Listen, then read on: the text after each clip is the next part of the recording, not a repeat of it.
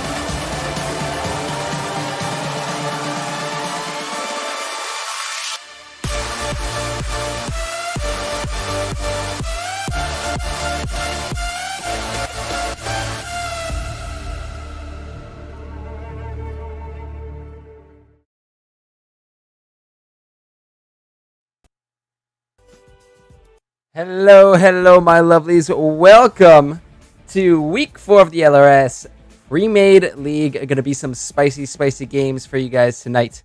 And very excited to bring you guys all of that wonderful Legends Esports action. It's your boy Gurf back on the desk tonight. I'm going to be joined by Bartoski. And before we get into it, just going to have a quick poll. It's going to be a minute poll, guys. I've got some good news and I've got some bad news related to jerseys. So let me know what you guys want first. That poll is live. Just vote good or vote bad and let me know what you want, because I have a couple announcements on the jerseys if you guys haven't already seen the shop today. But going to be a spicy one tonight, as it is going to be, I believe. Let me see if I can get my Streamlabs working here. Wonderful. Dark Star Gaming taking on EGM in a best of 3. As transition, please. Wonderful. Yes, so lots of high-level stuff here tonight. Going to be lots of fun to watch. And just making sure everyone is in here. But should be a fun time nonetheless. So I'm just keeping an eye on that poll. Make sure you're getting those votes in, because I want to see what you guys want from me first. Either vote good or vote bad. I've got just a couple things there. I think that poll's actually going to close in a couple seconds. So let me know. What do you want? Good news or bad news first on the jerseys, guys? There's a couple things that we got to know. All right.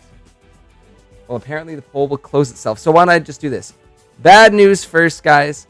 Unfortunately, we will not be able to get the names on the jerseys. However, the good news is that the jerseys are now live and up in the store. So make sure to head on over to our shop and use the command merch there just to check it out. And let us know what you guys think about our fancy new jerseys. They're looking pretty sweet there. So if you want to go ahead and support your team or support your favorite team, go ahead and pick up a jersey over in the shop. With that, though, got to introduce my boy, the brain behind the brawn here, none other than Bartowski. How you doing tonight, brother? Good afternoon, good evening, good day, whatever it is where you are. It is a good one so far. We're here to watch some LRS, some Legends Esports. It's never a bad day when that's going on. Yeah, gonna be an exciting couple of a couple of games for sure. Maybe even 3 tonight. Both these teams 2-1. So gonna see where these teams start to even out across the ladder. It is week 4. We're starting to see where these teams kind of stand in the rankings. Yeah.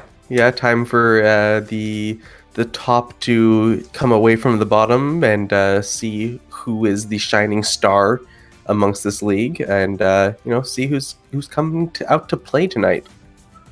Yep, and I believe we have all our players here. So we're gonna give them the ready check, and then we can get right into this draft. But I think, yeah, just getting a couple messages through here. I don't know many of these players. A lot of them, well, all of them really brand new faces here. But we're gonna have to see what these guys bring out for us today. Yeah, I don't recognize any people. That's exciting. Yep. But a lot of high rankings across them, so hoping that they get to bring out some interesting stuff, some high-level play, as we oft see from these types of players. And I mean, it makes sense. The Bard goes first. You have someone on the opposite team whose name is Bardo Support. Yeah, seems like something you might want to ban. Yeah, that's pretty fair there to get that one off the board. Heckram going to be going next. And yeah, it'll be exciting to see what some of the specialties of each of these teams are, because it's very different, watching players who have played with each other for a while versus new teams, and them really discovering their synergy and discovering what works versus teams that have that kind of down packed. But yeah, very curious to see what kind of play styles Darkstar Gaming and EGM have. I believe we got to see Darkstar early on in this split. I can't put my finger on it because I know there were some scheduling changes. However, we're in week 4 now, so they should be at their full power and fully swinging. Yeah, it'll be great. We see Senna, an oft ban 80 carry. Surprised no Caitlyn ban, but I guess they are blue side. I guess EGM might be the ones to ban out that Caitlyn Ari going to be the last ban from that blue side there. Vladimir also snuck in there.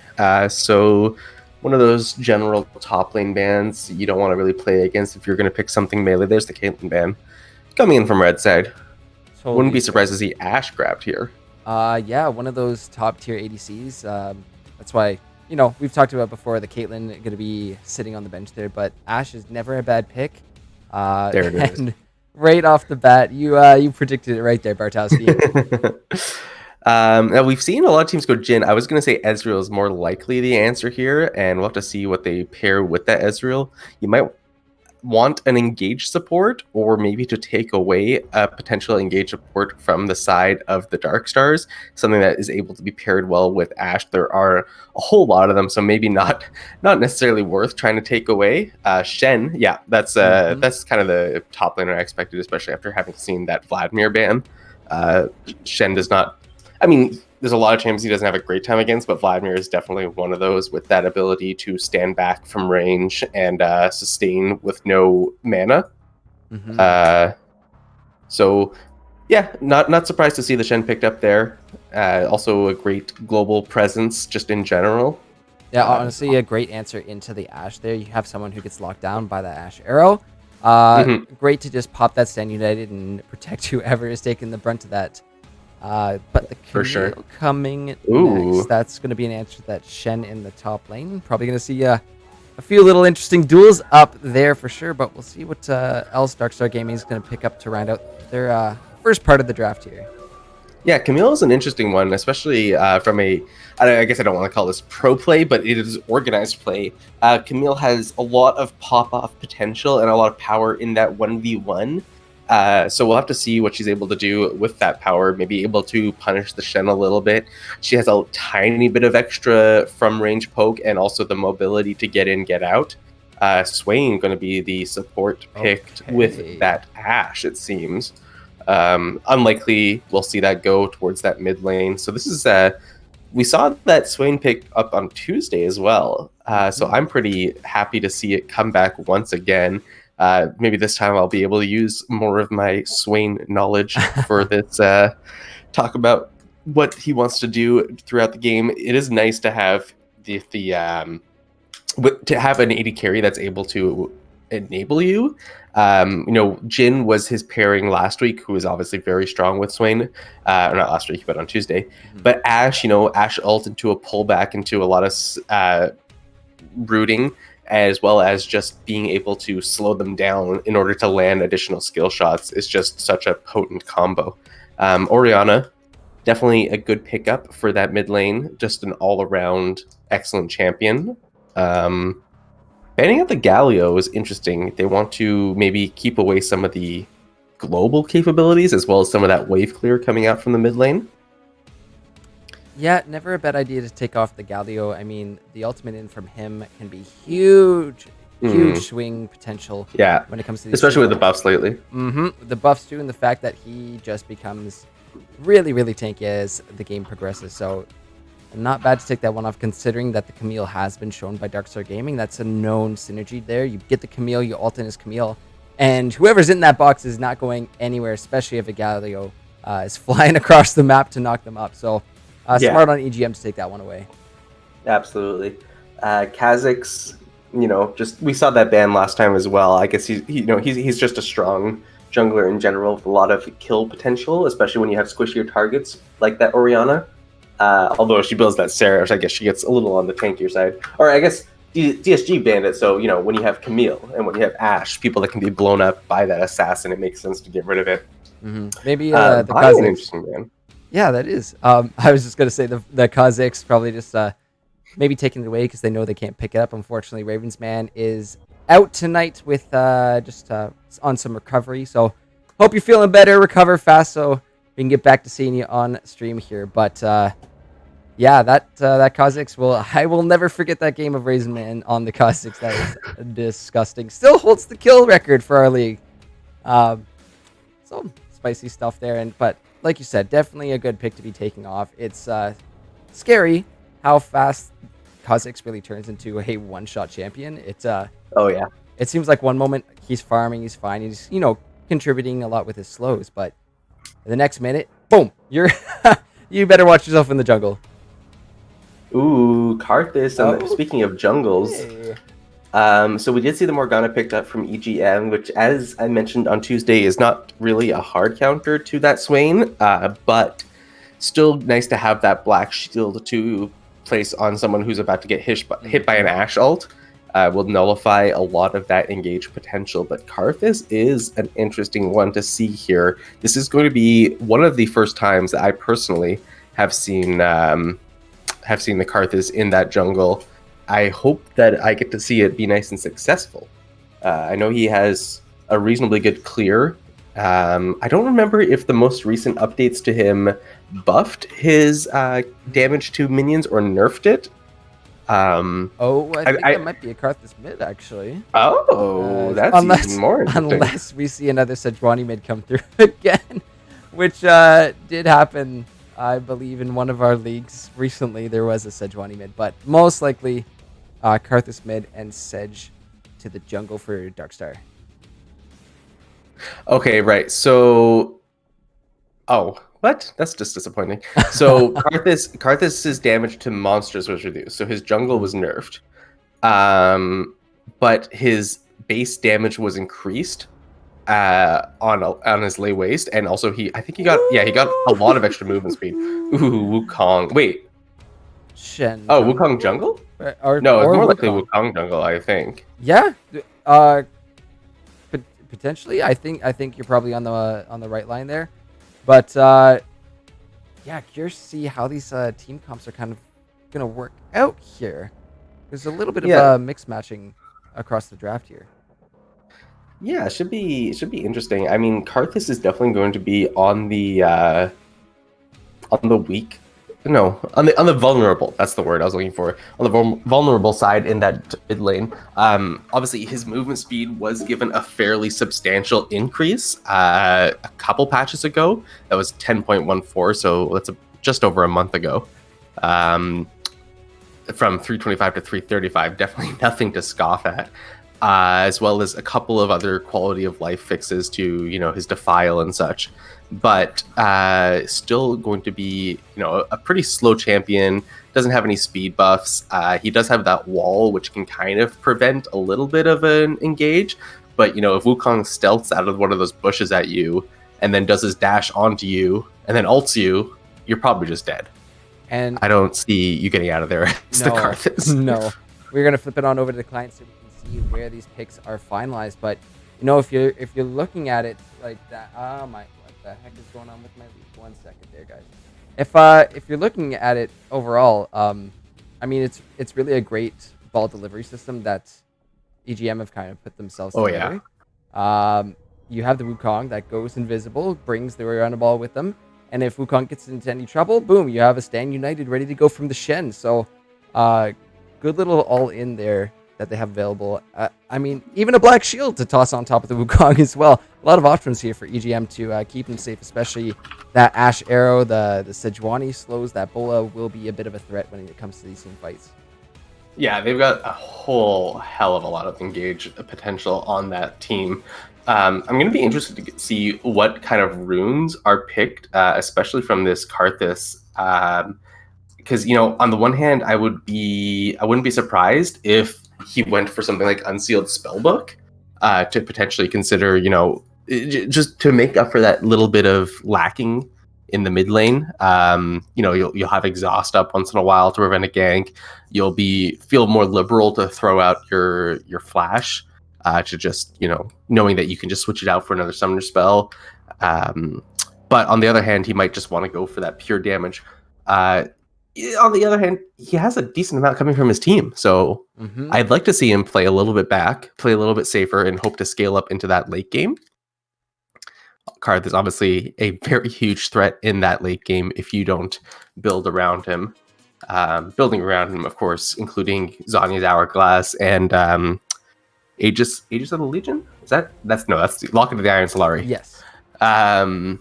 Just to kind of counteract some of that extra global damage coming out from him. Yeah. We'll have to see how these teams kind of scale up, because again, with champions like Ashe and Ezreal, right? you don't really see the effects of how powerful they really are until they get those 2-3 item spikes. However, Ashe is going to have her R, and I think in terms of thing, that's a little bit better over the Ezreals, even though they are both globals. Having that essentially instant lockdown potential, if anyone gets in your face, I see it a lot when players try to turn tail. It's like, no, you're not escaping from this situation. Yeah. We've got you kind of pinned down. So in terms of team fights, having the Ashe, having the Sejuani paired up with the amount of CC coming out of Swain and the Camille as well too, going to be really good for locking down members of EGM. But like we're talking about, ball delivery system is in place for EGM. They should be able to pop off these big team fights if they catch out Darkstar clumped up anywhere on this map. So something Darkstar really, really needs to be cognizant of going into these team fights, making sure, okay, we're not clumped, we cannot be clumped, or else Shockwave is going to just devastate them. Oh yeah, they're going to be absolutely destroyed by a Shockwave. But on the inverse side as well, you know, if your team gets hit by that Sejuani and then by a Karthus wall, and he manages to walk into you or flash into you and get a lot of damage down, he can start shredding through the members of EGM very quickly and be just so scary. It's going to be very interesting to see what he decides to build in order to enable himself like that.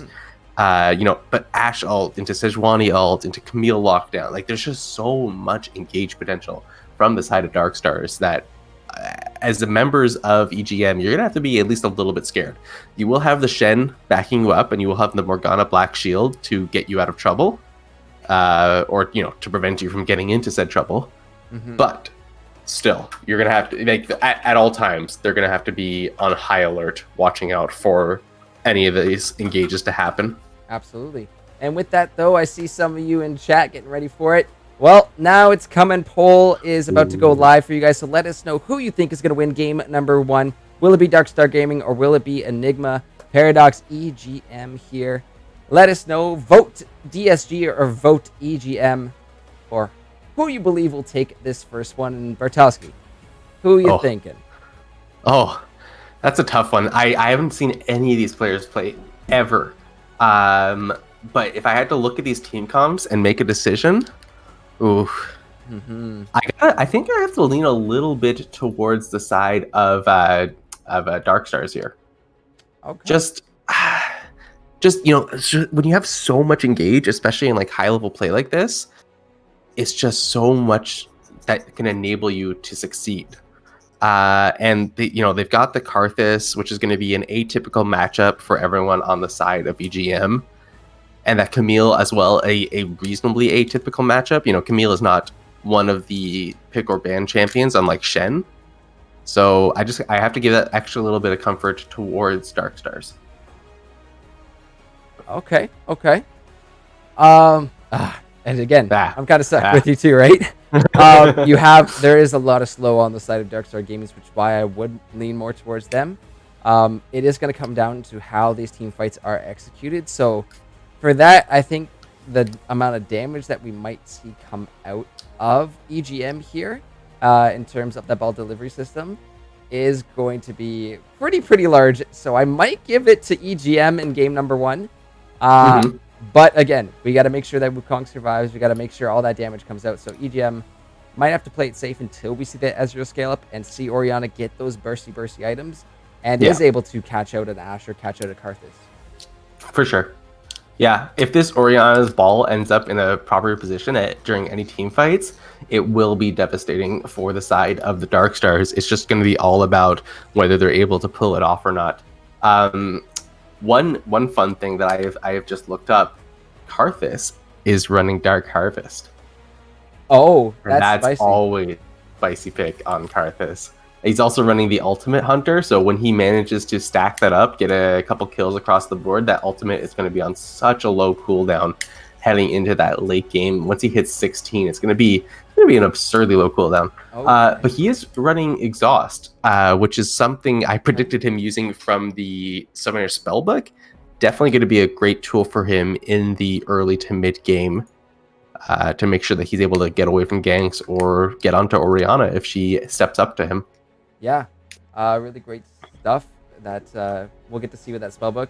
10 seconds left on that vote, guys, so make sure you vote DSG or vote EGM. But yeah, Spellbook can give you so much variety and what you can really pull off in these games. So in the early game, I think we might see that Karthus try to harass as best as possible. Gonna have to watch that mana though, because Yeah. boy, does Karthus love using mana.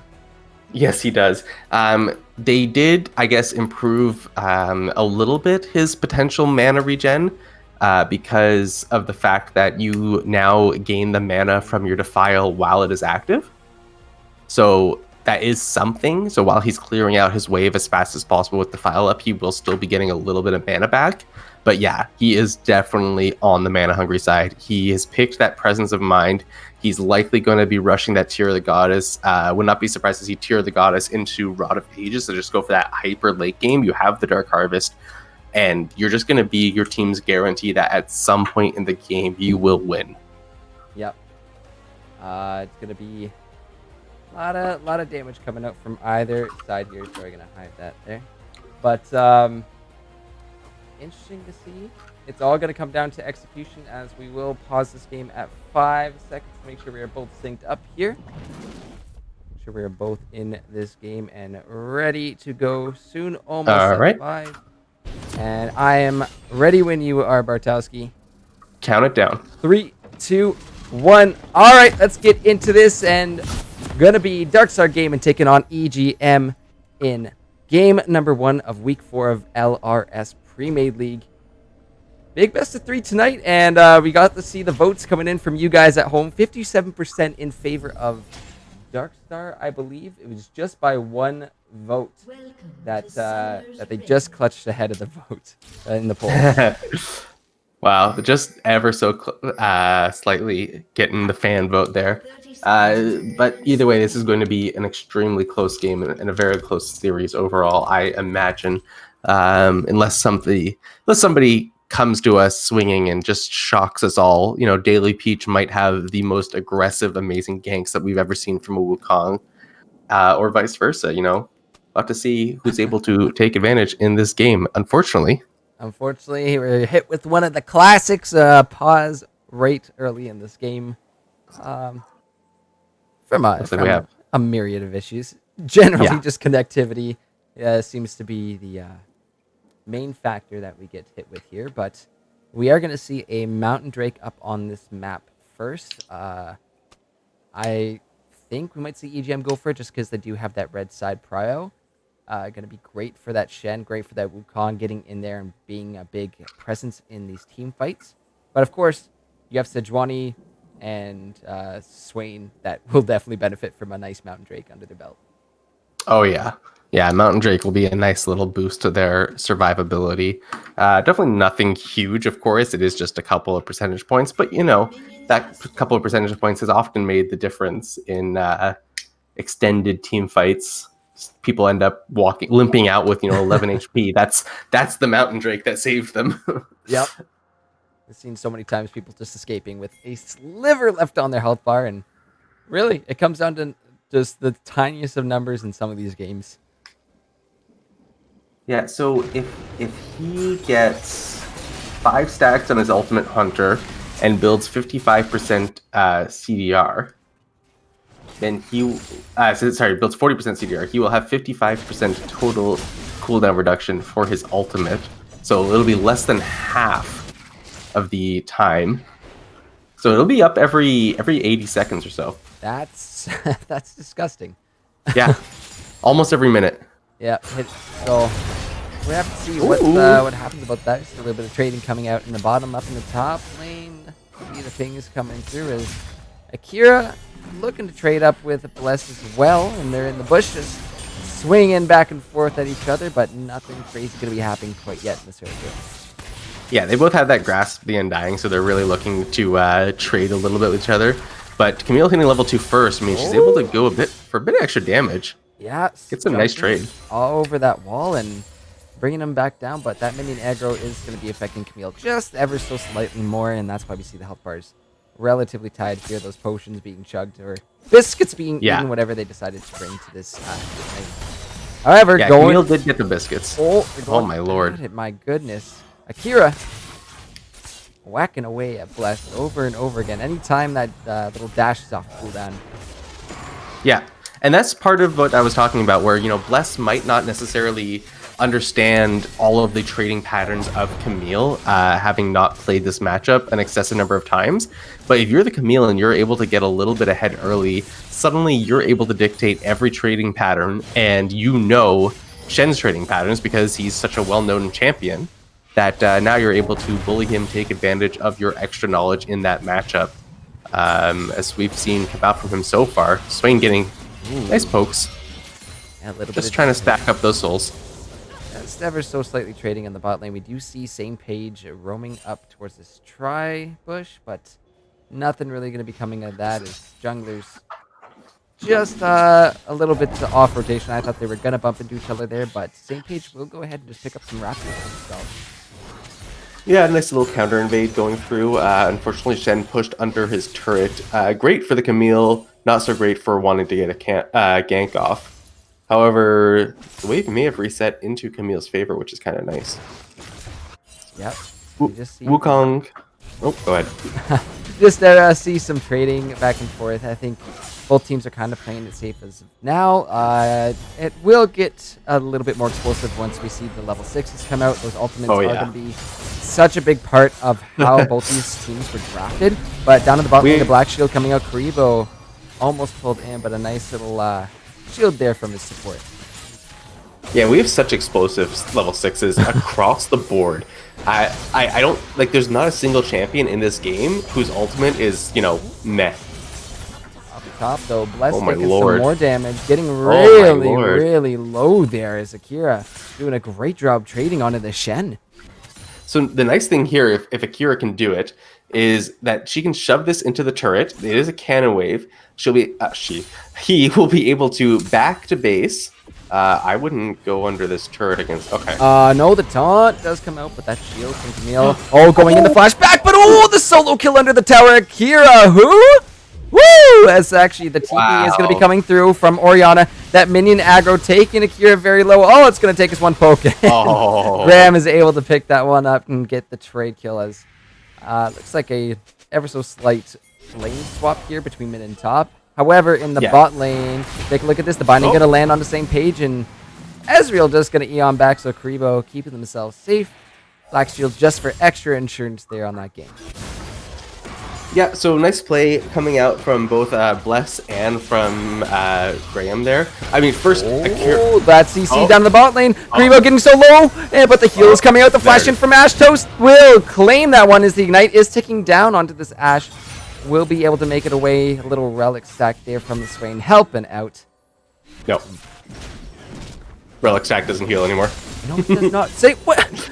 We tells you how much went over this last season. Oh my goodness. See, this is what happens when I don't play support consistently. Yeah. Yeah, so great play across the map. Nice dive from Akira, nice pickup from Graham, and then smart from Bless to then teleport into that mid lane in order to clean up the extra CS there and make sure it doesn't all go to waste into that tower.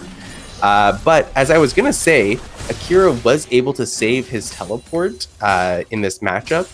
Shen forced to teleport to not lose waves, whereas he had shoved into tower and it was a cannon wave as well. So we'll be able to at least answer that Shen ultimate if it ever comes in. I don't believe that Camille ultimate will cancel Shen ultimate, but obviously you can if you get your stun off of a wall. Mm-hmm. So there is that to look out for if you're the Shen and want to get over to a team fight. Yep, we do see that EGM is going to picking up that early Mountain Dragon here. Will be an Infernal next, so we'll see it if it's an Ocean or a Cloud Soul for this game. I think Ocean would be super, super essential for either of these teams in these fights, but a Cloud Soul for Darkstar would honestly be so disgusting. I was going to say, even if you're Darkstars, you're pretty happy to get that Cloud Soul as well. Just because of those 2 stacks from the Cloud Dragon you could get. Honestly, you almost want your team to get this Infernal and then for it to be Cloud and then take every Cloud. Because your ultimates are so ridiculously impactful between the Karthus, the Ashe, and the Sejuani. Having those up at all times will just be absolutely ludicrous for your team fight potential. It's going to be gross. But more likely than not, we're just going to end up with that Ocean Drake, and everyone's going to be fighting over it to save their lives. Yeah, we do see Ooh, some top lane looking, though. Yeah, we're watching.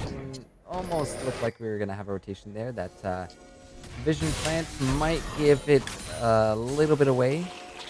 Darkstar kind of know what's going on here with the plan is, but it looks like they might be trying to set up for this Herald. Yeah, that'd be a good take for them. So one thing to note is in this bot lane, there's a 20 CS lead for the Ashe. Of course, a couple minions to pick up for Ezreal here, but it's at least 15. And in that top lane, it's another 20 CS gap. Mid lane is a little bit favored towards the Orianna, but there is now a solid 1,000 gold lead built up for the side of Darkstars thanks to those CS gaps primarily. And I'd like to see the extra pressure from this Camille result in a Rift Herald. There are, a couple good places to put it, including that top lane. Oh, take a look at this. Hero looking to go in and immediately backs off after seeing Daily Peach up there, but St. Page is also roaming around here, and they might just look for the gank onto Chen. That's the Bola, that's the W, and here goes Akira looking to finish one off. Nice little tank there from St. Page, getting really low, but make sure, that Ezreal will not land. Coming very close, but back in the bot lane there. That's going to be the Morgana ult looking to bind down both members of the Darkstars bot lane there, and here comes the Requiem. That's the heads up card. This play almost finds himself a double, but very, very close. That Requiem only gets scarier and scarier as this game goes on. Yeah, absolutely. He's got the components for the Rod of Ages and has enough money now to back for it, so I would not be surprised to see him go back to base after clearing out this wave. Just get that so he can start stacking it up immediately. The question is whether he'll go and get a Tear of the Goddess as well at some point. There is something to be said for doing it, especially since you're running that Presence of Mind and you're going to have the Rod of Ages. Getting that Seraphs is going to be such a huge influx of ability power. But building the Tear of the Goddess at only, 12 to 14 minutes in the game is getting a little bit on the late side. Mm-hmm. So we're going to have to see what he decides to do there. The Rod of Ages, though, at 10 minutes is absolutely phenomenal. Will be fully stacked at only 20 minutes in, and that's going to be so much raw power for him. Yeah, that's gonna stack, and by the time we hit that 20-minute mark where Barons start becoming that kind of key focus for these teams, that's when it gets scary, because even if this Karthus does go down in his fights, you're gonna get hit by a big Requiem. He does only have the one Dark Harvest stack right now, but expect that number to keep climbing as this game progresses. And Dragon up into minute 10, so could see that be used again, only at half cooldown, but will line up quite nicely with that if this Dragon isn't started immediately. Yeah, actually, I think it should line up almost exactly. He has a minute 12 left on it, and Dragon's up in a minute. So, only 12 seconds of difference means that if they start that Dragon, you're going to be able to channel it and poke them all very low. You're very happy to trade that early Dragon for a bunch of extra kills. Bola misses in the mid, but... Oh, look at the gank going. Graham's going to have to be forced to flash on out, but X-Toll does get another Dark Harvest stack, and that is the name of the game when you have Dark Harvest. collect. That's a successful gank in his books. Getting that one extra stack is just, that extra little bit of damage to his ultimate. Always going to be worth it for him. Especially since, it was just an I guess Sejuani did flash. So even then, you take the Sejuani flash for the Orianna. Oh, look, here comes Daily Peach in to help out Blessed Express. That will be Camille looking for it, but Akira trying to dive out. That's a challenging spike to stand. United actually coming from Blessed as well, too. As Akira getting chased down. Nice gank there by Daily Peach. Getting another kill there for EGM. Yeah, that was a really good play from him. The Standing United not necessarily needed, but did ensure that extra bit of pressure was going to be there, and now he's going to be able to rotate for that Rift Herald.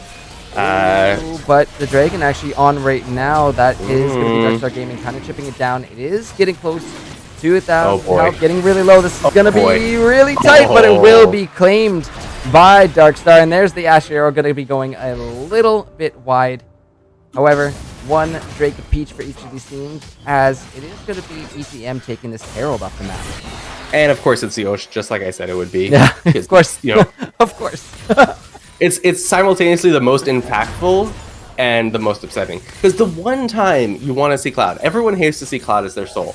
And the one time you really want to see it, of course, it's not fun. There's so many good alts that can just be on low cooldown. That would have been So many. amazing. But Even the Swain ults, honestly, as a support Swain, you love when your ultimate is up because it turns you from, you know, one of those squishy characters that can kind of do a root and a pull every, like, you know, 15 seconds to an absolute beast of tanking and damage. oh, keep an eye down bot lane as Same Page is here. That's the bolo right onto Karibo, and even though the back shield's there, the flash does come out. Here comes the Requiem as Bardo support going to be popping that ulti as well too. That's the heal with the flash in from Toast. Here comes the True Shot Barrage taking Same Page down a little bit. Daily Peach is going to be here to join as well too as members of Darkstar are trying to get out of this one. Here they go. Karibo getting low as well too, but actually taking out. Toast is taken out on the backside of that fight though in the alcove. Daily Peach there, but now it's a 1v2 rooted up. Here comes the TP as well too, but Graham is there. The Shockwave will take Akira back into this one, but it's looking like members of EGM are going to be dropping left and right. Darkstar come out on top of that skirmish. What a skirmish in that bottom lane. If that had gone well for the side of EGM, that would have been absolutely insane for them because they likely would have just pushed down that turret, gotten the plates off of it, gotten the first turret as well. But instead, nice teleport coming in from Akira. Since Bless's both his teleport and his ultimate were on cooldown, he used it in that top lane. He's able to get down there, get the plays, get the damage out. Good roam from Graham, but unfortunately punished by the teleport, and just such a good play from Darkstars at the end of the day to secure so much for themselves. And that's what we want to be really looking for, you know, having those heads up plays, you know, being aware of where your team is and what the hell is going on in the map. So good communication being utilized by Darkstar Gaming there to make sure they get the best of that situation. So just an update on the items. We'll just make sure that we're all aware of it. We got the Leandri's Torment completed on Swain, which is going to dispel so much additional damage for him. Rod of Age is about halfway stacked now on the Karthus. Archangel Staff completed for the Orianna, also about halfway stacked. Yeah, so got a lot of stuff coming online sometime in the very near future. Blade of the Rune King for Ashe, nice item to have completed as well. We're probably looking for the Hurricane second, as is often the pick for Ashe. Take a look up top though. It's going to be Bless Express being dived on as that top turret is going to be going down, and it's a 2v1 situation. Don't know how well the Shen is going to do by himself as she's just getting pummeled by Darkstar there. Unfortunate as the Shen is going down. However, might be seeing something in the mid lane as Daily Peach looking to roam. Toast has a good idea what's going on. So just going to pop the Herald down, get that influx of gold onto your AD carry, get him that much closer to his two items. Darkstar though, behind the EGM as Darkstar is on the way. Here comes Same Page as the Ashe arrow will land. The Black Shield will block it, but that is the Bola onto Bardo support. That's going to be a dead Morgana as EGM will lose their support.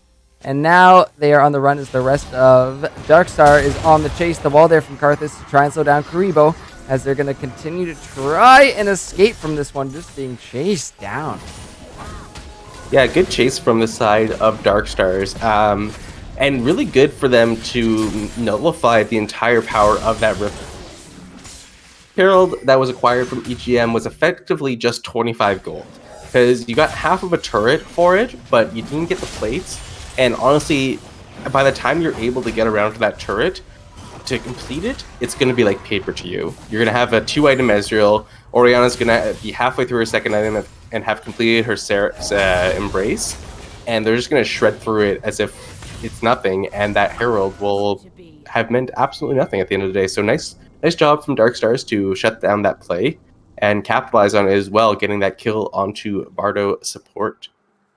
Yeah, we are going to see the Ocean Drake coming up in 15 seconds though. So teams starting to converge onto this Dragon Pit. We're going to see a little bit of a skirmish or a fight for vision around this pit, as both the teams are going to be wanting that extra healing to get themselves one step forward towards that soul. But right now, the dog is in a bit of trouble. That binding will go a little wide, but it's Bardo support getting jumped on. Gonna go golden. And here comes the Shockwave double onto two members of DSG as the True Shot Barrage from Karibo is going to clean it up, make it a double kill for Bless Express, as it looks like the Requiem is going to be coming down as well too. Going to do a big chunk to EGM, but Toast doing so much damage here, trying to win this fight for his team. Double team for the Ashe. Look at the freaking autos from Toast! Holy crap, the quadra kill out of nowhere. This Ashe just cleans it up. EGM had that fight, and Toast is just so damn strong. What the hell?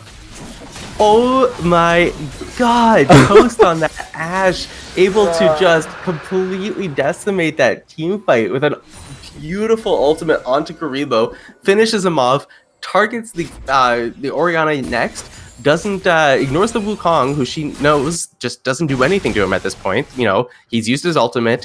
What else is he gonna do? Auto attack you? Well, so Orianna. So kill the Orianna first, who can actually cast meaningful spells. Turns onto the Wukong, finishes him off with a sliver of health. What a beautiful play, and it means the Ocean goes over to the side of Dark Stars, and wow. Oh my god. That looked like a beautiful play from EGM to begin that. They got the Orianna Shockwave onto 2 after a beautiful Morgana stun, and then they killed off the Karthus before he could really dish out any damage, but just, oh, what a play coming out from Toast there to save the whole thing. I honestly think it was the fact that EGM had used all their cooldowns in that main fight where they were ahead, and just out of nowhere, Ashe is here ready to clean everybody up. It's a little unfortunate that EGM wasn't able to do that, but so good for Darkstar Gaming, the fact that they now have a 5-in-1 Ashe walking around with the Runins and a Bork. Woof, that's a strong ADC. Yeah, that's you got your 2 items completed. You're so happy as Ashe here. Looking forward to this mid game now with such a huge power spike. And another Herald picked up here, but this one is going to be for DSG, as they claim that right before the Baron is about to come up, and hoping to push down this mid lane, open it up even further.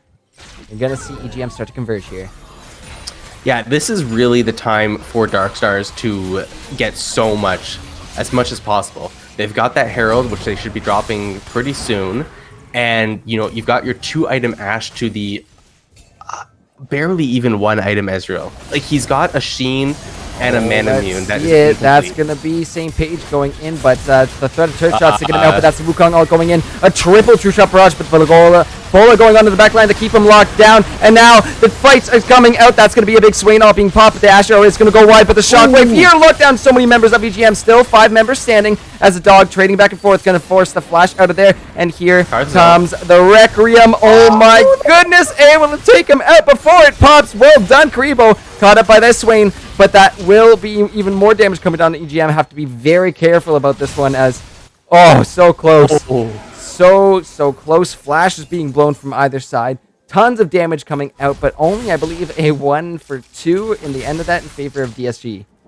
That was on a knife's edge through the majority of that. I don't know if that Karthus ult necessarily would have made them win the fight, but the fact that he started channeling it and they were able to get within range of him, both Orianna and Ezreal, and get out at the end, absolutely meant that there was nothing else they could accomplish there. It just being able to stop that Karthus ult was what won them that team fight. Or, you know, winning the team fight is a strong word, but when you're behind, you count that as a 1 team fight. Yeah, and it's, I mean, could have possibly been sat on if he went down. Popping it kind of made him a sitting duck there, and Rebo definitely took the opportunity seeing that one. Made sure that was really well timed. Right before that Requiem was about to pop, able to shoot off the Mystic Shot and take out that Karthus. Oh, it was so close. I mean, if you mess up there, you're just dead as Ezreal. Kira roaming around solo in the top side of this jungle here, is all of EGM is essentially up here. Has to be very, very careful floating around there. Yeah, they're just EGM is in such a dangerous position at any point in this game. Luckily for them, Ezreal has gone from not even 1 item completed to 2 full items, with that Muramana being completed and getting that Iceborne Gauntlet. So that is a huge power spike for him. So nice to see that, but they are still 6,000 gold behind. There is still a 2.5 item Ashe on the enemy side, as well as a 1.5 item Karthus. And, you know, Camille is not going anywhere. Camille has that Trinity Force, has the Ravenous Hydra. She is going to be an absolute force to be reckoned with. If not Ashe and Karthus, you gotta be scared of her. Not even Shen can step up to or underneath his own turret at this point, to be honest. No. Very Yeah. Just so scary for EGM at this point. Gonna have to keep an eye out though as Akira trading with West up in the top lane. This Dragon is gonna be up in 5 seconds, so we're gonna start to see the roams around here, possibly stand united, but I think Akira is hanging out just to make sure that she's done. However, Herald super dead as this Ocean Drake is gonna be started up by DSG. They claim it very, very fast. It looks like they just kind of, okay, Shelly is just gonna take a tower for free. Interesting. Oh, what? Yep, just going to take it for free. But now it's going to be Akira looking for some action here. Oh, EGM. Yeah, that's really unfortunate. The bowl out right onto Karibo. No. Goodbye, Ezreal. Picked off, and that is the power of Darkstar Gaming's comp right now. So they're going to go ahead and start to push in on the mid inhib turret here. Honestly, this smells a little bit like Tilt to me from EGM. Oh, a little bit, says Shockwave is only going to find one member and is the tankiest of these Darkstar gamers. Yeah. He's the tankiest of the carries, that's for sure. With that Rod of Ages completed, he's not really going to be at too much of a risk, especially against only a Seraph's Embrace or Orianna. She doesn't have, the Leandri's completed or building towards a Rabadon's Death Cap, really lacking that raw AP to dish out enough damage. But yeah, I just don't know what EGM's plan was there. You just kind of give up the third Drake to the side of Darkstar's, putting them on Ocean Soul Point of all things, and then you let the Herald kill your tier 2 turret in mid while you're all standing around watching it. I thought that Herald was just a dead giveaway. I genuinely thought, I was like, well, same page is dropping it here. That's pretty awkward. It's going to get absolutely nothing for them. Yeah. It was too early to even pressure them off the dragon any extra, but somehow. Take a look at this though. Yeah. I mean, you have a fed Blade of the Ruined King Ashe. She is just shredding this thing beyond belief. And now Karthus has showed up, and that's just going to be even more. And EGM have no idea, as this Baron is going to be claimed here by Darkstar Gaming. Wow. Things getting a little bit out of control for EGM. I think there might be a little bit of communication errors that's going on maybe over on their end, because just like you're mentioning though, either pick contesting the dragon or making sure that Shelly isn't just clearing out your turrets, and I think it would have been the latter that you go for. Yeah, because they hadn't set up the Drake, so that means you have to get something else on the map, not give up something else on the map. They should have been pressuring top lane at least. That outer turret still standing there. All outer turrets still standing. About half health. Yeah, but the top one was so vulnerable. Just send Shen up there. Do something about this. Oh no, I guess Shen was pushed under his turret by Camille. Send someone up to punish that Camille who's way overextended if they're going to be on the Drake. I don't know. EGM just kind of has their pants down right now, and I feel like this game is just over for them at the very least mentally, and they've got to focus on what they're going to do for game 2. Yep. What do you ban? What do you pick? What do you do in your early game to make sure that this does not happen another time? Well, probably won't see the Ashe come through again, but in terms of how Darkstar Gaming is playing, it's not really one person in particular that is doing a lot of lifting in these fights. So they're all kind of playing their part well, and that does make it a little hard what to do in draft, because okay, who do we really focus? Because everyone here is contributing equally, and I'm sure if we see any of the bans come out for what's being played right now by Darkstar, they're just going to find something else in the arsenal that synergizes each other. I feel like they've got to throw the ban towards Camille. This Shen has had an absolutely horrible time into that Camille. Even if it weren't for, a little bit of advantages Akira was able to make, even if everything was even, he's still not doing a good job against that Camille. Ashe, you can pick for yourself. I don't think you can pick the Camille for yourself. You probably just ban that one away and pick up the Shen once again in hopes that isn't another hard counter that they have for it. Such a good little 1-3-1 split that DSG had going on right now. They're going to try and look for something in mid lane, as that will be the Wukong flashing in with the black shield here. But here comes same page, the bullet in on a Morgana. She's going to go golden. Wukong will fall. The True Shot Barrage coming out, but Toast now dominating, taking out another, but it will actually be going over to the Swain as same page is in. The Requiem also not going to be as big as it is, because DSG just takes out everybody before it can come down, and that will be game 1 going on over to Darkstar Gaming, as this Nexus is just gone. GG's, DSG. Wow, what a game coming out from DSG there. There's that last team fight. They tried to do the best that they could on the side of EGM to get some kind of punish, but unfortunately it was too little, too late. They had, a 12,000 gold lead before that fight even started, 14,000 by the end of the game, and just beautifully done, beautifully executed from the side of Darkstar Gaming. Congratulations. Yeah, just those two members that we were talking about, that Camille and the Ash. You can just take a peek at some of the damage that came out from them this game. Very terrifying. Probably going to see that once show very much and very likely to show up on the bans coming through from EGM next game. And maybe because Shen's not really ever a bad pick, but the Camille did a great job of harassing in this early game. And just making a presence around the map, but nice little TP in that early game as well, too, to really set the tone of this game here for DSG. Yeah, it was really well played from them, and you can see that Ezreal, like, if you could see damage over time, which I really wish was a graph that we could see, Cool. You would probably see that Ezreal spiking, like, unreasonably at the end. Because he got that Mirror Mana, he had the Iceborne Gauntlet, he was starting to come online and dish out some real damage, but it was just, like I said, too little too late. Ash was on 3 items, and, there's just nothing you can do to stand up to a team like that, especially when it's well coordinated and it has that high level of hard engage. Yeah, super great stuff coming out of DSG here in game number 1. So we're going to flip it on back over to the desk before we take our little break. And I will have that poll actually going live for you guys soon. So let's flip on over here.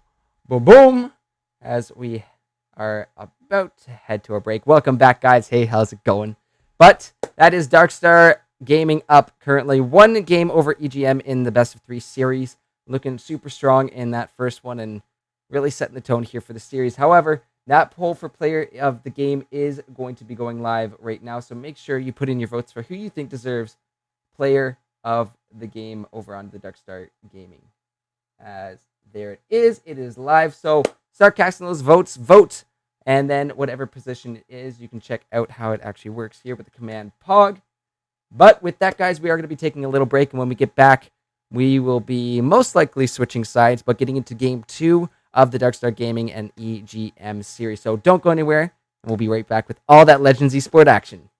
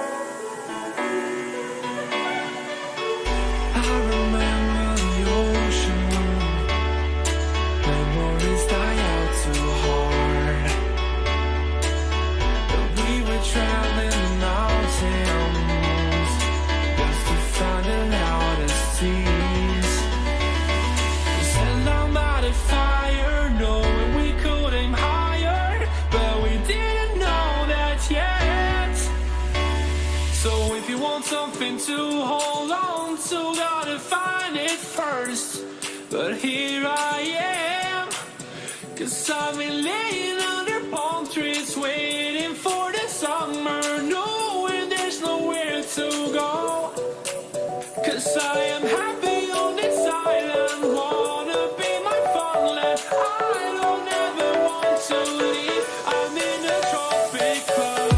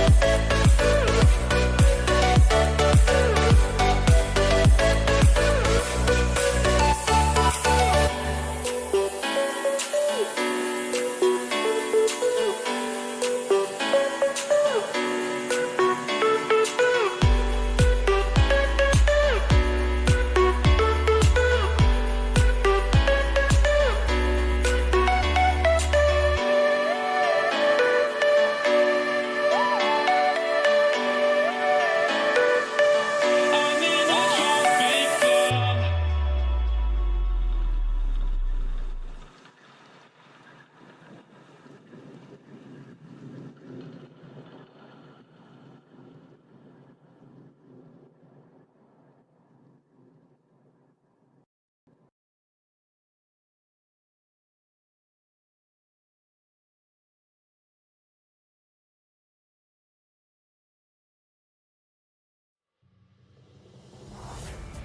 All right, welcome back, guys, to week 4 of the LRS Premade League. It's your boy Gurf here, casting again.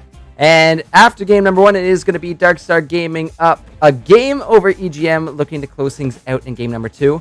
And both teams actually opting to keep the same side, so Darkstar Gaming going to be blue again, and EGM is still going to be over on the red. But more importantly, you guys voted on a player of the game, and it is none other than Toast on the Ash, going 8-1-7. So impressive stuff there from the Ash, and impressive stuff overall from Darkstar Gaming. Great to see all the action coming out so far. I believe our players are just getting in order here, and we're going to be ready to go for the draft in game number 2. So what are we looking out here for Bartarski? Well, I mean, we're probably looking for the Ash to not once again go into the hands of Toast. Well-deserved play of the game. And while I wouldn't necessarily say he's the sole reason that Darkstars won, he was definitely a high-impact player. So probably going to see them get rid of that. Consider maybe the Camille as well. Since they've chosen the same side, it makes me think that they must have some kind of answer maybe, or they will just not play that Shen. They'll play something else. Wouldn't be surprised to see them drop that Vladimir ban. Hecarim, I believe if you're first banning Hecarim, it's probably because same page as a god at Hecarim. And that Caitlyn is probably also just a ban in general. Now, that said, maybe you're going to say I'd rather deal with the Caitlyn than with the Ashe, and that would be completely reasonable. So I am kind of interested in seeing what they decide to do. Yeah, should be interesting either way. Obviously, for the side of the Darkstars, just kind of business as usual. Do the same thing that you did last time. Yep. I don't think they could go wrong doing that. No, if it ain't broke, don't fix it, But we will Exactly. get ready and into the draft, as we do have one ready up here, and soon to see another one. But I think you're right.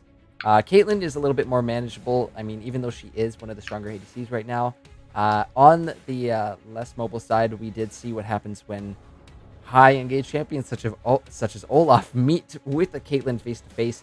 Never a good time for the poor Caitlyn there. So if it does get picked up, expect to see that those engaged champions probably on the opposite side there. because Caitlyn could still become a major threat. But we are going to start seeing some bans come through here as, again, Bard right on the bench. Do not want to let that through for Bardo support. Yeah, still going to be the same one there, and Hecarim ban as well as suspected. I mean, okay, there is a chance that EGM just says salty run back, right? They just say, let's just do the exact same draft again, but we think that we can do it better this time. We made some mistakes in that early game. We let the Camille get a little bit of a gold gap. Wukong was not as impactful as we were hoping. So, there's this small chance that they just say, let's just do the exact same thing. I think the most likely thing that will be dropped, though, is that Wukong. Not that Daily Peach was at all bad or bad on the champion. It just really didn't have the same power that they needed to have in that early to mid game. Not a lot of successful ganks. Vladimir, still going to be the ban of choice for the side of EGM. It's like some deja vu coming through right now. Yeah, for sure. No, I think you're right. Darkstar Gaming had a great game number 1. I don't think they need to really change anything. We'll have to see what EGM bans out as their final ban here. But the Shen will bite the dust here as taking one more option out of Bless Express's hands there. And there's the Camille. The answer All back. right, so the nice thing here is that both Caitlyn and Ashe are up, so you can just instantly respond as EGM with the Ashe pick and realize that both sides are going to have very impactful AD carries. Yeah. And now you can pair that Ashe with something just as powerful. You could grab that Morgana to prevent DSG from getting the Morgana. Not a bad decision. Vi was banned out in the first game. So that one sneaks through. That might be one of Daily Interesting. Peach's specials. So going to be interesting to see if that makes a change. But DSG do get the Morgana Caitlyn special. Really powerful combo between those two. You land a binding, you get the traps down from Caitlyn. A lot of damage coming out very, very quickly. And just to top it off, why not just throw a Graves in there, who is very scary. Oh, wait a minute. Is Lilia available? Lilia is available. We all champs should be available for the players right now because Yon has been out for over a week and over a new patch too. So anything anything goes right now. Oh, so we get the Lilia pick. That's interesting. Gonna be a bit difficult. Oh, Zyra. Okay. All right. When they picked Ashe last game, Zyra was one of those champions that kind of sparked in my mind as a good pickup to go with that Ashe. She has so much potential damage, and if you can land the root or the ultimate first, the other one will just be so easy. And then you land the Zyra ultimate on top of that. Oh my god, it's gonna be gross. Who's banning out my Heimer? Come on. But Lilia is going to be a tricky one, especially a tricky one to cast because I am not overly knowledgeable of her. But we will learn as we go, and I'll just have her page open on my other monitor just to read through her abilities and comment on them as they come out. Stop copying me, Bartowski. Come on, man. Straight up, I'm with you on that one too because it is still brand new to me. But we do see Ori is going to go, Karth is going to go, so both teams dealing with that the top and mid laners. So we will get to see new champions there. I'm curious, are one of the members of EGM a Heimer main, or are they just doing this to troll me? Because either way, I'm happy just seeing Dawn get some recognition here. It could go either way, honestly. Yeah, so it should be interesting what they decide to go for here. Urgot for EGM. That's a strong top laner. Wonder what the answer is to something like that is. More damage. More damage. And yeah. Okay. You're a champ. So pretty much Camille Light? Yeah. Or Camille 2.0, depending on what happens in the game. If you don't get reasonably ahead, you're Camille Light. If you get ahead, oh my god, you're disgusting and you're Camille 2.0. So definitely going to be one of those volatile top lane matchups. But, turns out Fiora is Aurelia. Okay, still same comment. Except that I would not call Aurelia Camille Light ever. No. Aurelia is just strong. Yeah. I'm interested to see if that will be Aurelia mid, potentially. I mean, we'll probably find out what this final pick here from DSG is. They are going to have to lock that in very, very soon. Let's see what they round out their comp with. Is it? Ooh. Okay. I mean, a little bit more on the squishy side. He's making a little bit of resurgence. We're starting to see Ziggs start to come out, but it's been a while since he's been relevant, other than his little brief moment there as ADC. So that Ziggs most Ziggs likely going to be in the mid lane there. Or Ziggs was one of my mains at one point in time. I played exclusively Ziggs and so much Ziggs. oh, same. So that should be a fun one. He did get that buff recently to his satchel as well for turret taking potential. So it should be pretty strong in that mid lane. We'll have to see what he's able to do from there. Xerath being hovered, but I don't know if that's going to be the lock-in. There's still... Oh, is a okay. strong champ there, so that will be the lock-in for EGM's mid lane, I believe. I don't think it would be Zyra mid. It is That would be viable, cool. but that's It's been a long time since I've seen Zyra in that mid lane, and I would love to see her back. yep. We are gonna flip Ziggs it. versus Zyra mid lane would be so like season 5. Oh my gosh, I know. That'd be a huge throwback to see that come through. And we even have a Vi in this game too. Like that's True. A few throwbacks that we get to see coming through. But I believe we are ready to head into the client draft, so we'll get to see where these picks are finalized. And once that has been completed, I will have that poll ready and open for you guys to go. I misspoke. So the Ziggs did not get a buff to his satchels recently. He got a buff to his passive. So his passive AP ratio is now up to 50% at all levels from 30 through 50 scaling. And it now deals 150% bonus damage to structure. So it just shreds through those towers. Getting those early game plates is going to mean so much on that Ziggs. And his late game potential to just one-shot a turret is nothing to scoff at. You have to be worried that after he builds that Lich Bane, if he's ever in a side lane, he's going to take a turret. Like, it's just going down. Yeah, and you can do it so damn fast with all those new little buffs that Ziggs just recently got. So not bad pickup here if the towers are the main focus here. Well, I mean, they really should be. But if you're looking to fast push these and pick up those plates very early on, can be really advantageous with the Ziggs to be able to do that. Yeah, the split pushing potential, especially, you got that Aurelia, you got Lilia who can roam around the map very quickly, and then Ziggs just to completely decimate turrets. And honestly, Caitlyn is also, because what makes her such a good champion for a split push comp is that you just set up that mid wave with 5 traps across of it, and your opponent's just not going to be able to siege you comfortably. Meaning you have that safety of the side lanes, and you have the safety of not being hard engaged on. Yeah, and you're just going to be able to do so much work. Absolutely, you have that ability to zone so well with the Caitlyn traps, and the fact is that you even have the headshots. Proccing your headshots off of those turrets is definitely going to be helping contribute to these the tower taking comp that we might see come out of DSG. However, that poll is going to go live for you guys right now, so make sure you are voting on who you believe is going to win game number 1. Either vote DSG or vote EGM. Let us know by using the Twitch chat, as that poll is now live for 3 minutes. What are we saying? Darkstar Gaming go 2-0, or is EGM going to reel it back in and take us to game 3, Bartowski?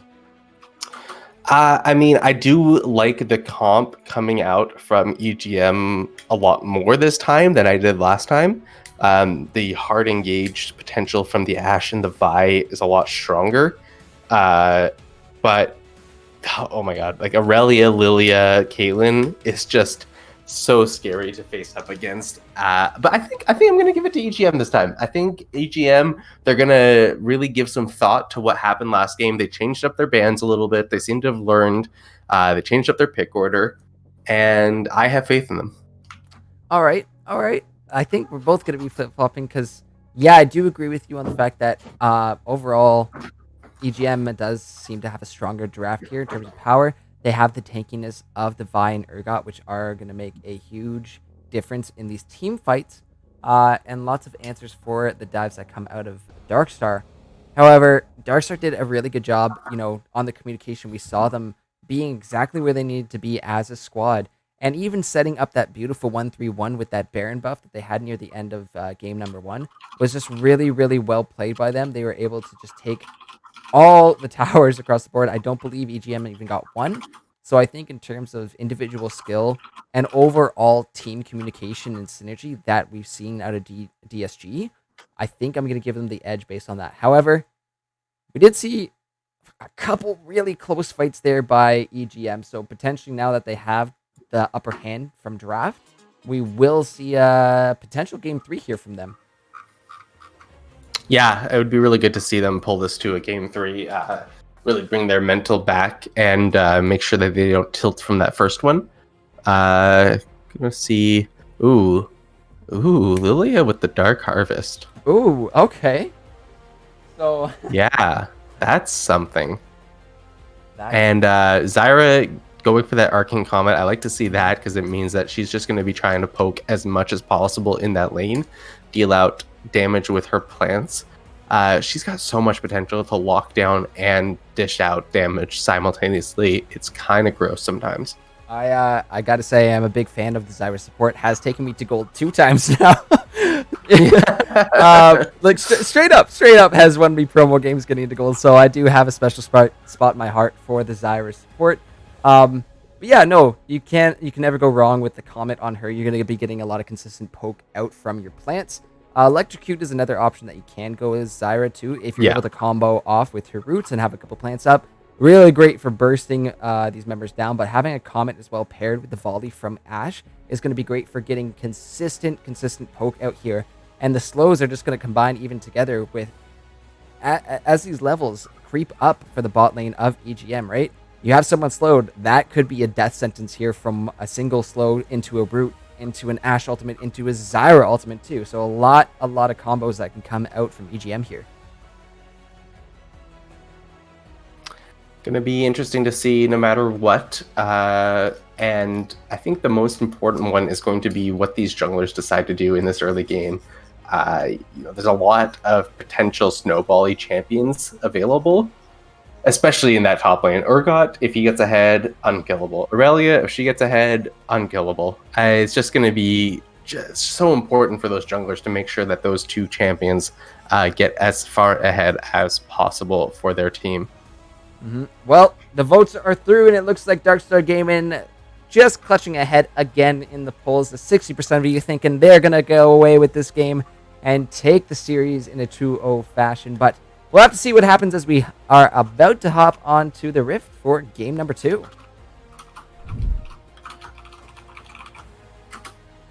Got a couple of 4 teleports across the board as opposed to last game. We only had the 2?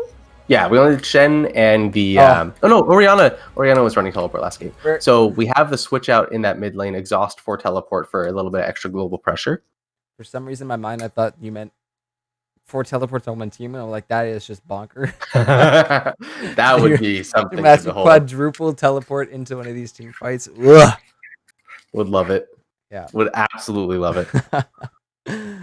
But we are about to get into game number 2. Teams are on the same size as they were in game number 1. So Darkstar still over on blue, EGM on the red. But this match might be the decider for tonight's series, as Darkstar looking really good in game number 1, looking to close things out. But EGM have a pretty strong draft here, Bartowski. So we'll see if they can take one back and take us to a game 3. I'm going to pause at 5 seconds here. Pause. Excellent. Paused and ready to go. 3, 2, 1. Game number 2 coming at you. Potentially our last of the night here for week 4. Super crazy stuff seen from Darkstar. Let's see what EGM is going to do to answer that first game. Yeah, I'm going to have to see if they have anything clever up their sleeves, or if they're just going to try to go into this just as standard as possible. The most important thing that they can do at this point is to just not let the previous game negatively affect them. Obviously, it sucks that you lost. It sucks that you lost kind of aggressively, but it doesn't matter. You're back into a new game. You're all a bunch of great players. You had some great plays last time, and I want to see them come out swinging once again. Don't let your past failures stop you from trying again. No, and that's the whole thing about playing in this series is that you get to reflect on your first game and really understand what went wrong, what went right, what you can take with you into game number 2, and we saw some answers in the draft. We saw some answers with the new team comp that EGM has put together. So we'll see if this works out in their favor because they are looking pretty strong here for game number 2. Mm-hmm. Yeah, it's gonna be gonna be interesting. Just can't wait to see this laning phase start to get underway as we see junglers starting at their red buffs, both of them. So likely to see as Graham. Okay. Graham. Looked like Graham might have disconnected for a second there. He was auto-attacking kind of on the strange side, but does cast a spell, so shows us that he is still alive, but he will go down a little bit CS early against Xtol here. Yeah, just hanging out, some trading across the lanes here, but nothing too crazy happening as of yet. I mean, it's difficult when you're level 1. that is fair, but we saw Bless Express and Akira who kind of duking it out a bunch, which is super fun to watch them be aggressive and get in each other's faces like that. But we'll have to see a couple of new champions up in top lane, a couple of new champions in the mid lane. And yeah, Ziggs. Good poke from Ziggs already. All those bouncing bombs are no joke at all. Either mid laner looking for that poke. Mana is going to be playing a huge part for these two because they both are heavy hitting mages. Yeah, they just like to keep casting out their spells. So we see both junglers kind of taking it slow this game. Nothing really rushing them to one place or the other. Lilia finally going to be the first one to gank, looking towards that top lane. Will she be able to get it? There's a big wave on the side of EGM. So it might make it a little bit scary for her, but she does. See this Wolfie gonna miss, but the Aurelia stun will come through. But Bless Express, yeah, no thanks. That isn't a little Urgot that you have to try and die. Yeah, not bad from Bless Express. Good job from him to dodge out from the what is that called? The swirl seed. Or the little ball? Seed. Yes. Yeah. Because if that hits, he will fall asleep. No, if it will activate. It's only if it's level 6. Right. If you get hit by the swirl seed, it activates the passive, and activating your ult with the passive on somebody does put them in. Right. Okay. So no risk of the sleep until it would have been a lot of damage, I guess. But nice trading back from Bless Express. Get some extra damage onto Akira in that trade. Take a look at mid lane though. Swirling seed will go a little wide. Unfortunately, it's the same page. They know where the Lilia is right now, and Daily Peach is taking advantage of that and stealing a bunch of jungle. Yeah, good job from Daily Peach, and good job from his team to kind of avoid those ganks as well. Had they fallen for them, he would not be in nearly as good a position here. Instead, gonna be able to back with 5 extra creeps under his belt, and of course a little bit earlier than Lilia, which is nice as well. Yeah, that buy will be a bit of an issue for DSG. He's gonna be able to pull off some really nice engages for EGM, really. It's nice to be able to kind of pick and choose. But there's so many times I've seen the Vi ult the wrong person, so you do have to be a little bit wise when it comes to picking who you want. Yeah, and of course there is the Morgana Black Shield as well. Vi ultimate is like one of the most telegraphed spells in the game, at least one of the most telegraphed hard CC spells in the game. So Morgana Black Shield definitely going to be coming in clutch between Vi and Ashe ultimates. Very important for them to make sure that the carries stay safe from those engagements. In the meantime, though, everything across the map going to be surprisingly even. Everyone is within spitting distance of each other, but somehow there's a 400 gold lead for the side of EGM, and I don't know where that's coming from. I guess mid lane is up 3 CS and jungle is up 5-10 CS. Yeah, we can take a look at some of the gold levels here. A lot of it being attributed to that jungle. It's just the jungle. Wow. That's a surprising. So that's the damage dealt from the Lilia getting those 2 early ganks off. She doesn't get anything for them, and instead Vi is able to clear up like 1 or 2 extra camps and get that tiny little gold lead. Is up in experience, gets that Drake. Very good from them. First Drake of the game, that Ocean going on over to EGM will be the Infernal next. So we've got on our table either a Mountain or a Cloud. Of course, this time it's going to be a Cloud. Of course, the game that we were excited for a Cloud, we don't get it, but that's just the way it goes. See a stun on the Bless, but the shield from Urgot, he's a tanky boy and still can deal out his fair share of damage. So going to be a little bit difficult for Akira to deal with Urgot.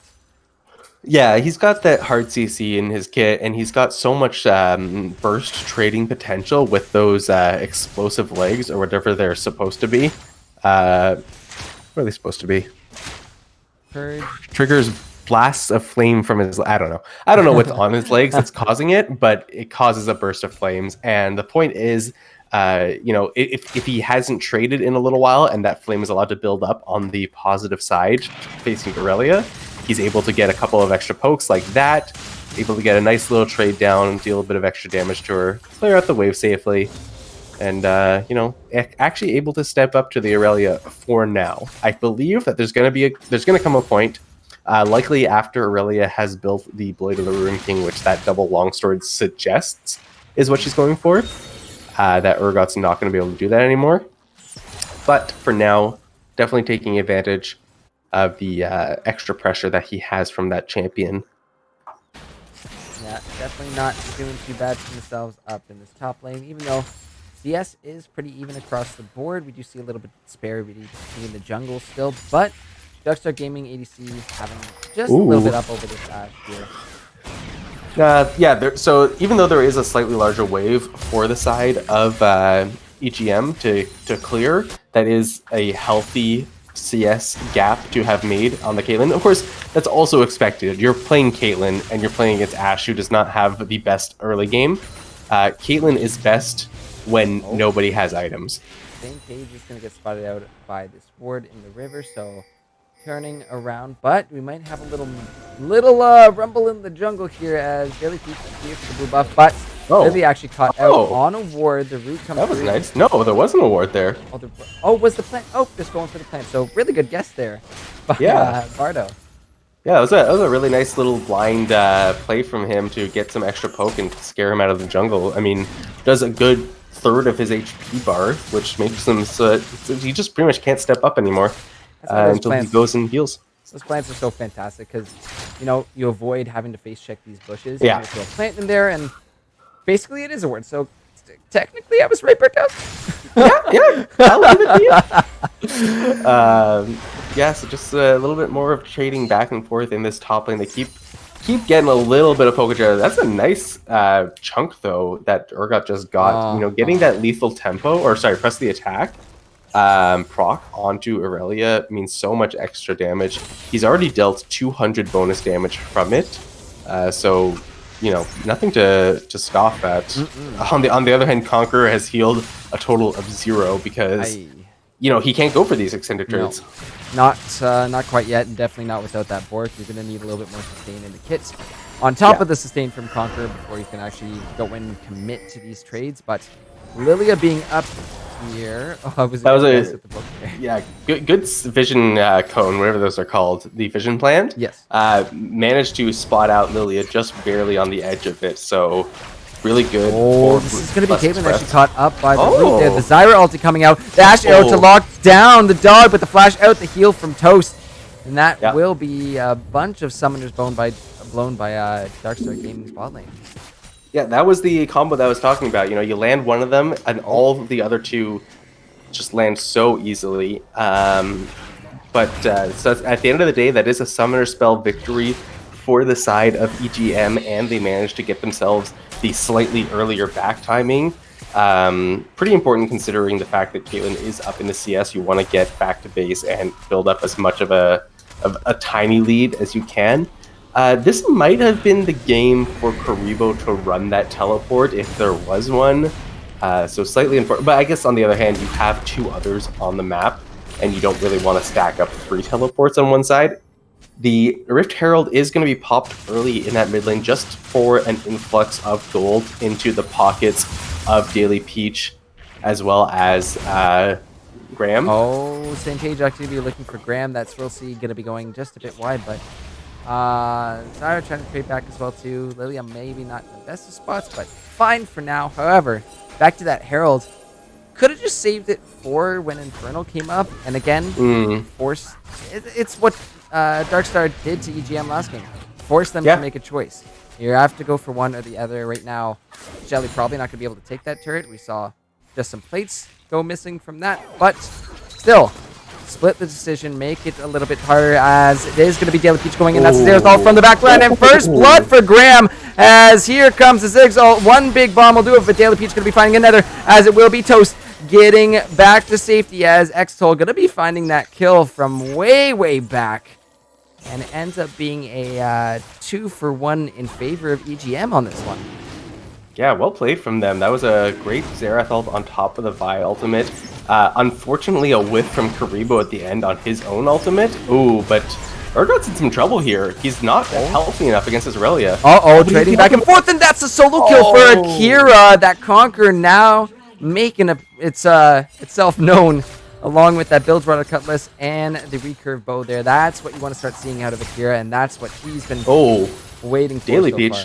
far. Daily Peach. Oh, solo the ace in the hole, but no, it's the Swirl Seed. Same page picks up that kill with the Lilia.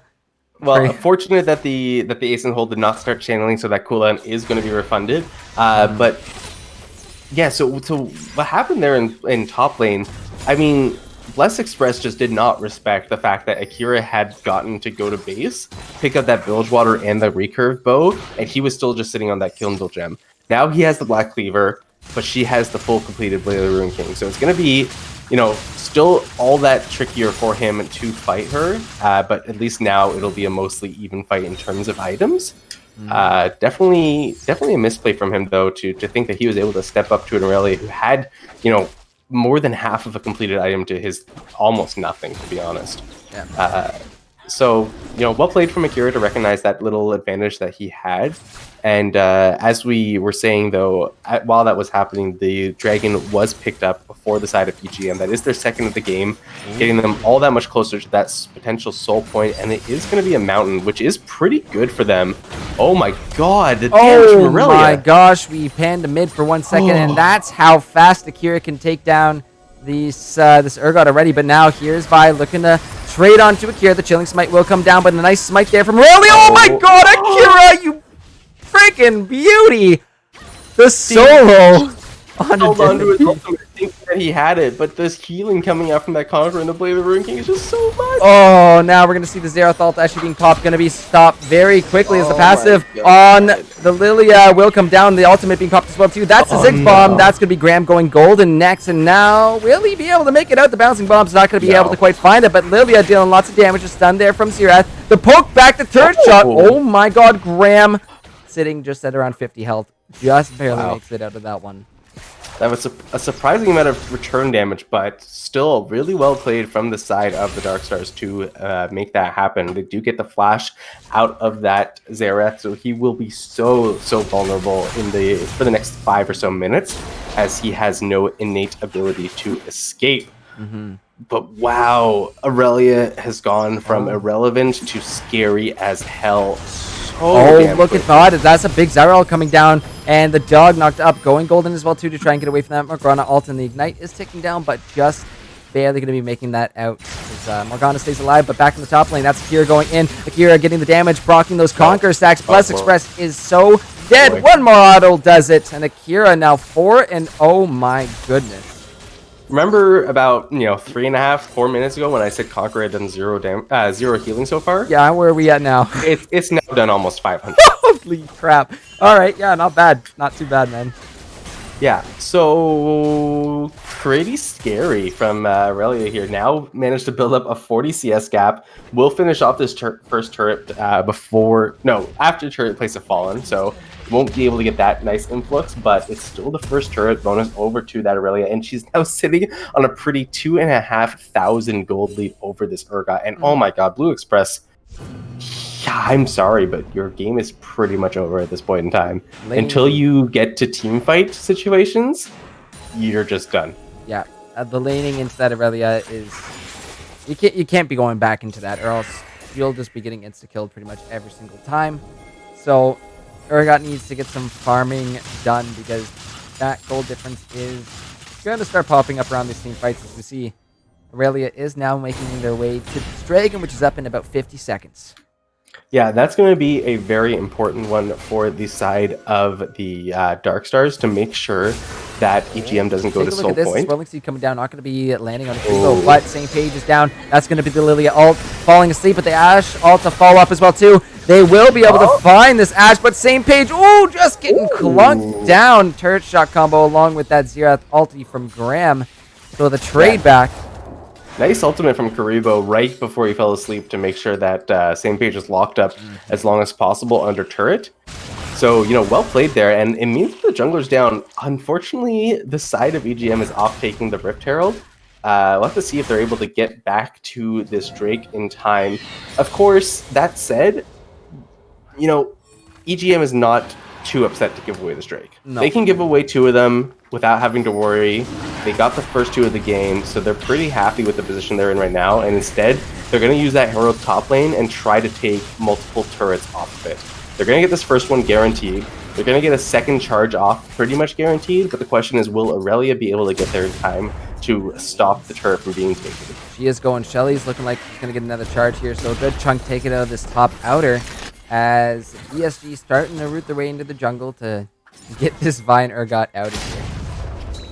Yeah, so I respect the play from EGM, recognizing that they are not really in the position to fight over this Drake. Aurelia so damn strong at this point in time, and Ashe has not hit her 2 items. Caitlyn able to build out that Infinity Edge first means that she will be hitting much harder than Ashe will until another item or so is completed.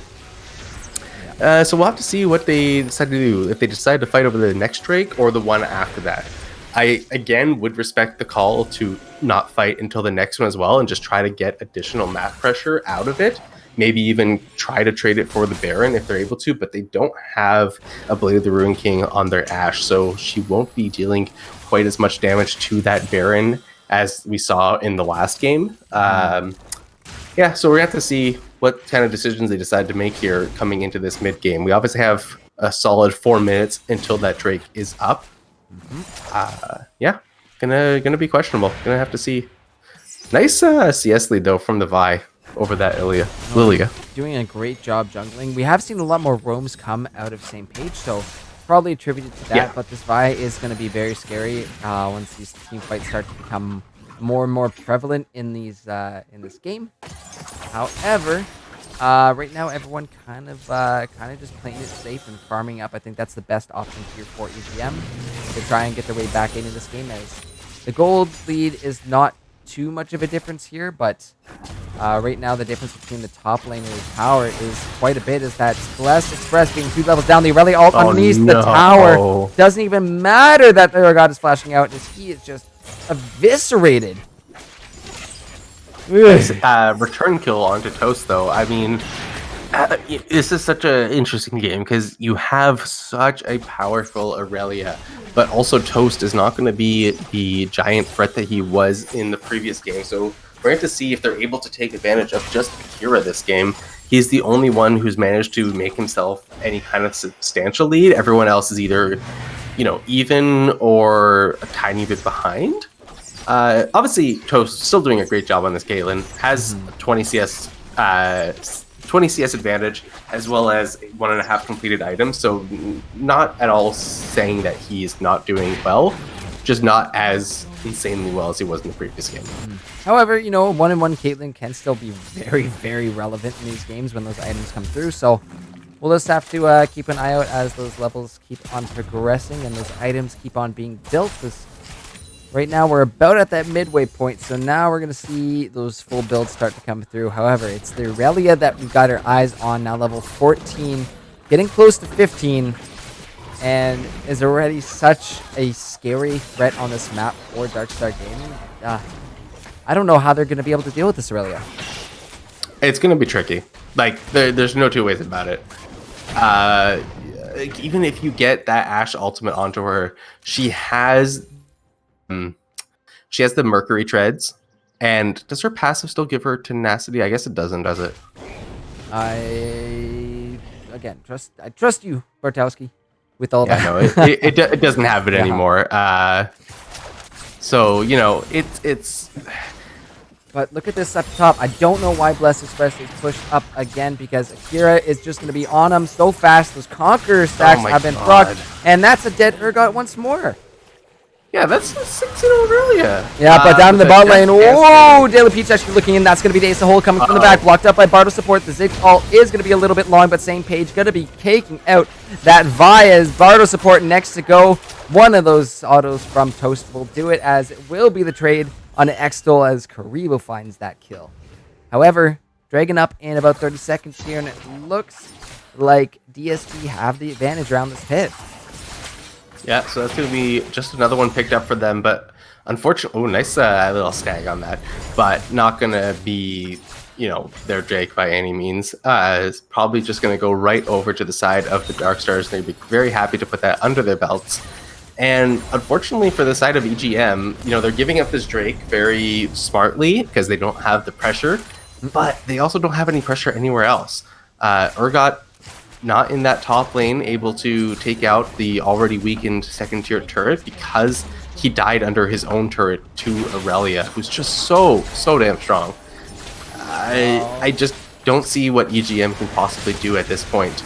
Oh, we're gonna have to stay for a miracle engage. Oh, let's see, as we are going to look as the Dragon has been taken, but Toast is the one being jumped on the Vi, trying to find it in the back line, but Urgot is in and gets the ulti off. Good night, as Akira is popping off left and right. Doesn't matter even if we find a couple, because this Aurelia is so damn big. Triple kill for Akira. My goodness. Is just absolutely terrifying on this Aurelia at this point in time. He was terrifying on the Camille. He's even more scary on this Aurelia, and I don't see the answer that EGM could possibly have. Like you said, they just don't have anything that can deal with her. They don't have any 1v1 champions. You know, she just absolutely shredded Ashe in that last fight, turned around, shredded the Vi, turned around, shredded the Urgot. Yeah, it's going to be tricky. It's a 9-0-1 Aurelia, level 16, has almost a 5,000 gold lead over this Urgot. I don't know what you have to, that has to be the focus, but Aurelia is such a slippery champion. It's really hard to get a lockdown at first, so everything really needs to be put on to Aurelia. However, you still have quite a fair amount of damage coming from the rest of the members of Darkstar Gaming, so I don't know. It's not looking great for EGM at the moment. No, absolutely not. And we've got, you know, Urgot has 1.5 items. Aurelia has 3. It's just, there's just no answer.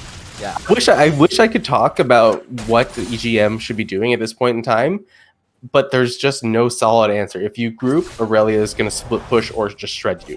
If you split push, Aurelia is going to answer and kill you. I think they've got to scale, I guess. They don't even scale that nicely though. No, it's really only the Ashe that gets that big scaling. I mean, Urgot does scale, but being this behind, we're not going to be able to really see that unless, you know, he gets some crazy pickup in the next few minutes. Yeah, I mean, that shutdown on Aurelia would absolutely be a beautiful influx of gold into his pockets, but as it stands, he is 5,000 gold behind her and has absolutely zero chance of being able to step up to her in any way. Even we're seeing the Ashe hero actually coming down on the same page as Zyra out there to get a little bit of slow. The binding will find this Zyra, and now same page with the swirling speed there. The flash in actually from Morgana, the ulti as well too, but that is going to be too low as, there's the Ziggs ult on the backline. The TP actually coming through for Bless, as he's looking to go in, but Aurelia is floating around. The ulti is going to go a little wide there, but look at the damage coming out from EGM, looking very strong. That's going to be the Urgot ult in, and the flash in onto the Ziggs. EGM actually to be picking up quite a few kills. However, here is Akira diving in, the slippery Aurelia. This Urgot actually going to be finding a Caitlyn trap, finding another Caitlyn trap, and enough to slow him down. Akira is there and doing his job so damn well. 11-0 on this Aurelia. I mean, okay, I think I see how you win this game if you're EGM. You bait Akira into doing a 1v1 off on the side, and then you kill the rest of the team. Because honestly, EGM is not that far behind in gold, which really speaks to how well the rest of the team is doing. If Aurelia is sitting on a 5,000 gold lead, but your team is only down 2,000 gold, you know, Vi is up 2,000, Xerath is up 2,000, Ashe is down 1,000, but you know, it's something. Xerath is dishing out a lot of damage in these fights. 3-0 and 4. Oh, look at it. He's The got Asho from downtown is Xerath out. Is coming down as well. Akira trying to keep himself alive as the shutdown does go to Daily Peach. They finally find him and take away that perfect KDA. Okay, not the absolute best target to put that gold on, but definitely not a bad one by any stretch of the imagination. 1,000 gold going into that Vi's pockets is going to mean that she's actually possibly able to withstand Aurelia's initial onslaught. Gets the Umbral Glaive, which is kind of nice because it means that they're going to be able to establish a lot more vision control, which kind of makes me think that they're going to start considering fighting over these Drakes, starting with this next one. Ashe is in the top lane, but has plenty of time to get down with 35 seconds until that spawn. Is she trying to complete an item? No. I guess she wants to get a pickaxe with her gold and just doesn't have enough yet. And she still won't have enough and is forced to back. Drake spawning in only 20 seconds means she's got to get there as fast as possible. Yep, we did actually see the Umbral Glaive used in that mid-river brush. So that might be up in time again, just to sweep out any of that last-minute vision that DSG is probably going to be plopping in the back of this pit. However, we are going to see something break down as Lilia is making her way here. So is Akira coming up through the mid lane. And Akira's that far, though. Dragon is coming through. However, we see the TP coming. Here comes the Aurelia. Bardo Sport is ready. And an Asher beautifully timed on top of the Zyra ulti. There it is. The Xerath ult to lock down. But the target needs to be Akira. Gonna find one, but locked back in by the Urgot. And the shutdown goes over to him. But the shutdown onto the Caitlyn as well, too. That's gonna be blessed in the backside. The triple kill for him. The shield supply get up. And now he's trying to get out as the flash over the wall from Toast. Trying to find those traps. I think this Urgot is dead. However... Yeah. That's the triple kill. We were just talking about it for this Urgot, what he needed to get back into this game. EGM finds the Dragon and take out Akira. So overall, I think it does go a little bit in favor of them, even though they do lose more members. Yeah, they picked up the Drake, and they got that 1,000 gold shutdown again, this time onto Urgot, who is now going to be able to make that adaptive helm. He is actually starting to become quite tanky, but the fact that they were able to layer all of that CC onto Akira was just gorgeous. Just so well played. You can't afford to teleport like that. It's way too far up against a team that has a ridiculous amount of CC. So giving over 2,000 gold now to your opponents really nullifies a lot of the advantage that you've managed to make for your team. Yep. Well, we'll have to see how impactful Urgot is. I mean, he was doing quite a bit of damage in the back, and that is to be expected out of an Urgot. So now with that adaptive helm having a little bit more survivability, the fully built Thornmails as well too, going to start making life for Aurelia and Caitlyn very, very difficult. No lifesteal quite yet on the Caitlyn in terms of items, but Death Dance and a Bork on Aurelia, those Grievous Wounds can make a huge impact when it comes to survivability. Yeah, especially if you count in that Conqueror as well. Just going to be doing so much work look to at this prevent though, that. the jump in, the Xerath ulti down, and that's going to be the dog taken out very fast by Daily Peach, and the Ash Arrow just as a big whomp to the face as EGM find two and are looking for this Baron right now. Wow, good play from them. Yeah, so they're doing what they have to do. They're fighting away from Akira. They're making sure any plays that they have do not start with Akira being in that fight. Here comes Dark Beautiful Show, play though. from them. Oh, we're going to see the Zyra ult actually popped out. Akira is going to be popped up and immediately jumping on. Daily Peach is there and thrown back by Bless Express. A big Ziggs ult in the back line, but it is Aurelia down. X-Toll going to be next to go as that is going to be the comment that finishes them off. And it should be the Baron here for EGM. Oh my goodness. Yeah, I have to imagine. They're clawing their way back into this one. Yeah, they've done a very good job in the past 5 or so minutes of really showing that they are here to play. They did not keel over like they did in the last game. They are fighting back. They're showing that they have the ability to stand up. and really, really well played from them to get that team fight, get that Baron. The Baron might even end up securing them that soul because it's up in 2 minutes. They're going to be able to apply a lot of pressure in those side lanes. Is Akira level 16? Kira I can't is tell. level 17 or 18, I believe. At this Oh no, he's not. You're lying to me. Am I? I hope you are. Last I saw, he was 16. He is level 17 Oh right my now. god, he's level 17. Yes. Okay. I was gonna say He's almost level 18. Very close, actually. my Oh, that's gonna be Toast actually picked off in the mid lane here as we're fawning over this. Not the fawn actually, but over the. So I think I can see why that Vi was banned in the first game. Daily Peach's right Vi now, has hold up been a second. absolutely disgusting.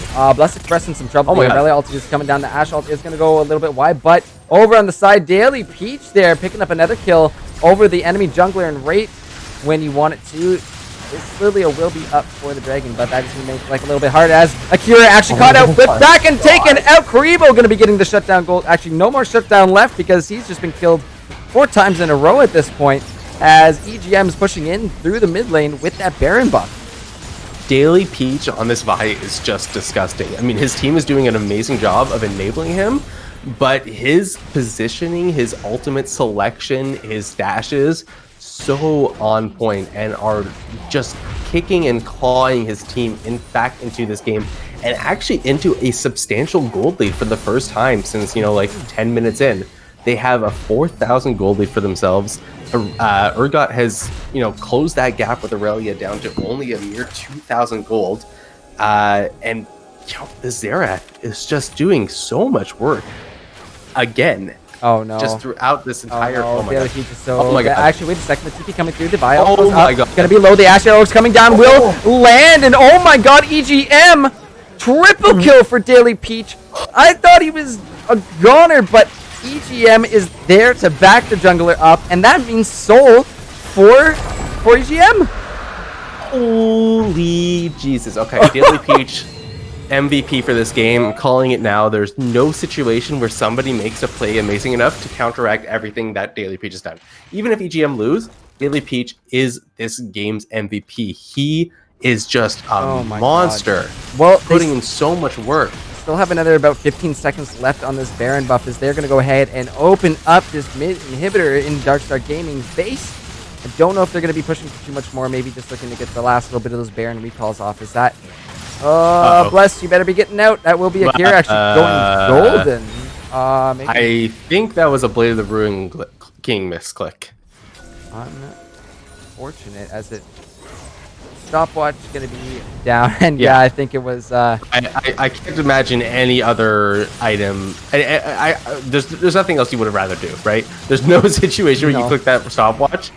It must have been a misclick on instead of the Blade Room. Yeah, gotta keep track of where your hotkeys are bound and what items are where, because that is, I've never done that before, ever. Never. So, oh no, my god, Daily Peach! He was hiding in that little brush there. We gotta honestly just glue our cameras to this guy because he has been just off in the side lanes picking up a couple. However, it is going to be Daily Peach versus Akira. However, a few members of Darkstar here, and I don't think the Vi can quite 1v3. The Ashe arrow is coming down, will not land, and that will be the shutdown going back on over to Akira. All right. Yeah, actually, on the one hand, scary. On the other hand, Akira is already so close to full build that 1,000 gold would have been so nice on pretty much any other character. He's off in the side lane getting farm, but he's sitting on 2,500 or so and has completed every other item except for out of this broken stopwatch. So I don't know. I don't love Akira getting that extra gold if I'm DSG here. But still a nice pickup for their team either way. Daily Peach just slightly overreaching there, but the damage that he's able to do to the Ziggs, he's essentially an assassin at this point. He's got now he's got 4 lethality / penetration items, and he's full build. I wouldn't be surprised to see him sell one of these items to pick something else up, but yeah, he's essentially full build at this point and just one-shots that Ziggs. likely one-shots the Lilia, most likely one-shots the Caitlyn, Yeah. and is just a force to be reckoned with. Yeah, would How much does that ultimate do? that's probably quite a bit, but able to Oh take my the god, it 1v1. does So that's 800 damage. Yeah, 500 plus another 324 from the physical damage, all those lethality items. All that picked up penetrate, here. yeah. It's Ooh. going to be effectively doing 700 true damage. Not too shabby for a Vi. Yeah. And that's why it was probably, scouted out and banned away. However, left for EGM to pick up, and Daily Peach really showing off on this. However, Baron up in 15. Both teams kind of starting to get those wards up. The Ambergrave going to be helping out, but we're definitely going to be seeing some fights around here. Yeah, 3 sweepers on the side of EGM. Only 2 for the side of DSG at this point. But uh-oh. We're seeing the TP come through. Nakira's here. These teams are looking like they're ready to go. Oh my god, this is going to be so explosive. Both these teams, this could be the game on the line for EGM. The series on the line if they aren't able to pull this one off. But just dancing around this Baron pit, dancing around the jungle. They need that was a weird play from the side of DSG. I mean, I liked the bringing the Aurelia in preemptively, but then you got to do something. Here comes the movement speed out of same page. It looks like Darkstar Gaming looking to try and find some engage, but they will force EGM off of this Baron. But they have a inhibitor down in that mid lane. Wait a minute. Yeah, those supers are pushing in. However, we're going to see the Xerath all pop out. No engages quite yet. Ziggs has gone back to help take care of these super minions, which means it's going to be a 4v5, and Akira caught out on the backside, going golden, trying to flash out, but that is the Urgot getting so much revenge for all the pain and punishment he was put through. The Drowsy comes through onto Bless Express, but the dog now going golden too. That Morgana alt has been popped. However, the GA coming through as Karibo going on a killing spree. Daily Peach going to be taking out Toast, and now this should just be a free Baron here for EGM if they don't decide to just end. EGM doing the unthinkable and conquering Karibo. the 9-0 Aurelia. We're not done quite yet. It's going to be Daily Peach going over, picking himself up another kill, and maybe even a double. That will be the trade back on to the support, but Daily Peach so damn strong, and I think this is just going to be GG for EGM. Yeah, they're just going to push down these inhibitors. They've got... wait, the inhibitor's respawning soon.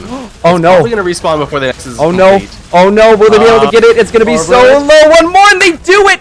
Just as the inhibitor respawns, EGM take out the Nexus and are taking us to a game 3. Holy crap, Bardowski. That was a disgusting Vi. Possibly the most disgusting I've ever seen in my entire life.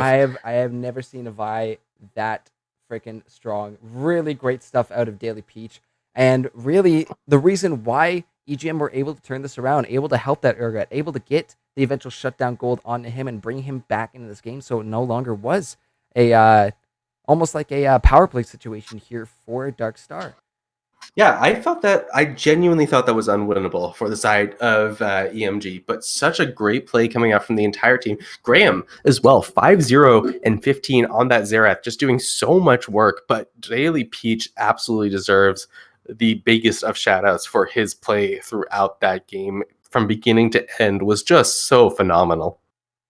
Honestly, just it was so damn good out of EGM. They were behind the majority of that game, but not, like you said, it wasn't like they were super behind throughout the majority. It was just that disparity in top lane. But Daily Peach made sure to get his top laner back into this game and just made some beautiful lockdowns onto Akira. That became their priority. They knew it was their priority, and that's exactly what they looked for. Because if they didn't keep that Aurelia in check, it would have gone the exact way that we were predicting, around 20-25 minutes when Aurelia was at that it's very scary point. So no, great on EGM for staying focused and locking down the big threat there from Darkstar Gaming. Yeah, really good from them. It's just unbelievable. Yep. Really great stuff, and just the combos coming out from EGM too. I hope someone got a clip of that. If not, I'm going back to clip it after we're done here. But that Daily Peach just sitting in a bush, waiting in the jungle, and he goes in essentially a 1v4 situation, and his team is there to follow up. You get the Xerath ult, you get the Zyra coming through. Everyone was there, and the backline Ashe ults are also just super clutch in this. So it was crazy that we were like, oh no, Daily Peach is so done. Never mind. Everyone's ready to go from Triple kill. EGM. So let's head on back to the desk as it is going to be EGM picking up a win in game number 2. And that takes us to a third game where the series is going to be decided with the next one. So guys, player of the game poll is going live right now. Make sure you get those votes in. I can definitely tell you where my votes are going for this one, because Vi definitely was a strong contender for why this game came back onto the side of EGM, and essentially why they picked up the win here. So really great stuff from EGM this game. But we're going to take a quick break, guys, and when we get back, we'll announce our player of the game and hop into game number 3 of the series, where we will decide who wins it all. Will it be Darkstar Gaming or will it be EGM? We'll have to find out when we get back. But guys, we'll see you in a second after the break.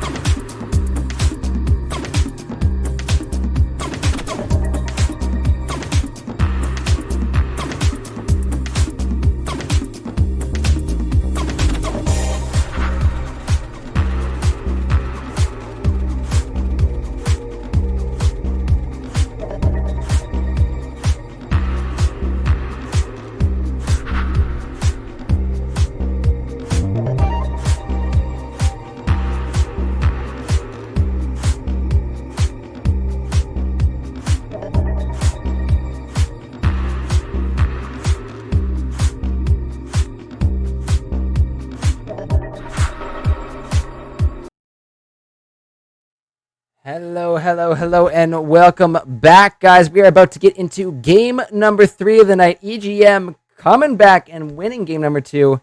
Very, very great stuff from them. I'm just getting our players the pentaQ. And 1 second, guys. As I'm just making sure everyone is there. And red is this one. There we go. That should work for you guys.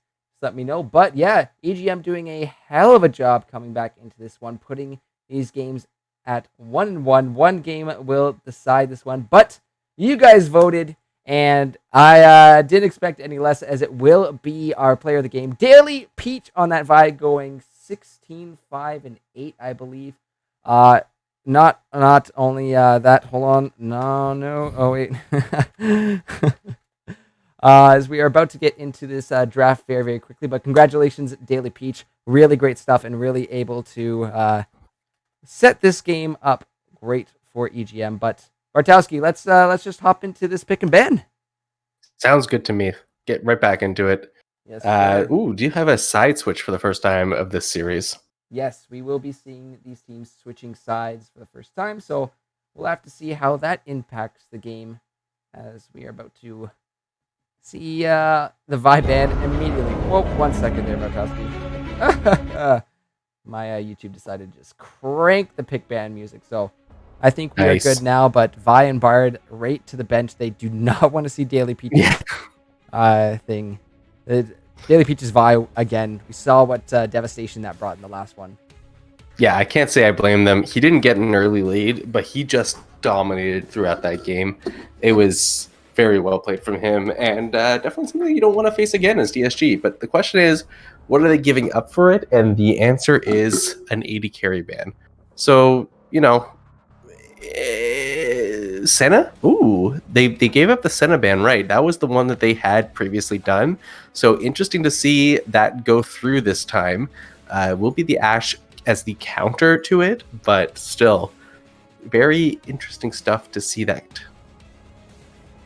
Definitely. The Ashe picked up again, too. We did see the Senna bans coming out, so that one will slip its way through, and EGM pick up that very fast. But Ashe, again, we saw how powerful those ultimates can be, and really, really great stuff on EGM to set those fights up. But I think it's going to be returned to game number 1 for Darkstar.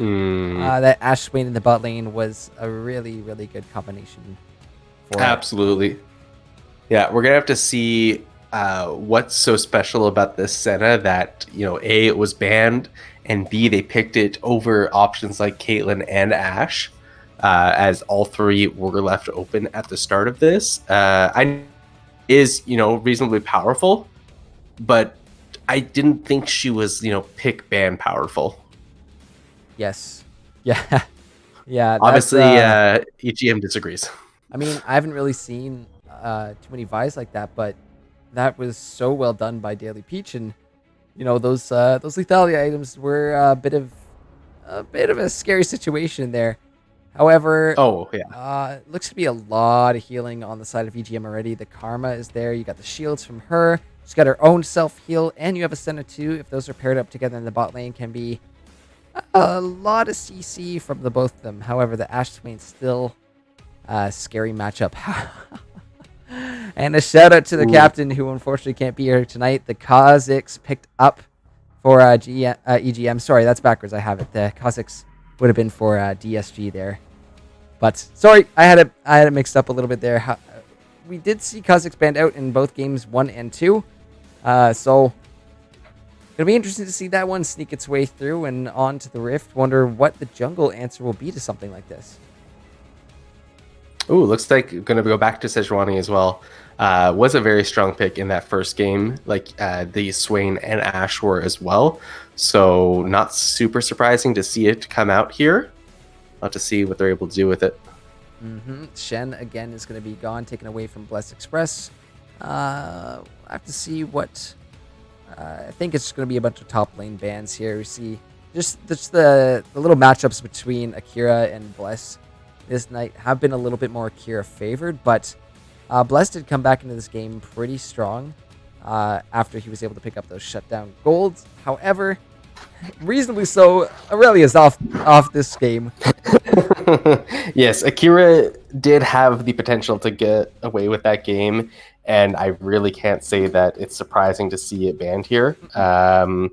Definitely something that I would be afraid of personally.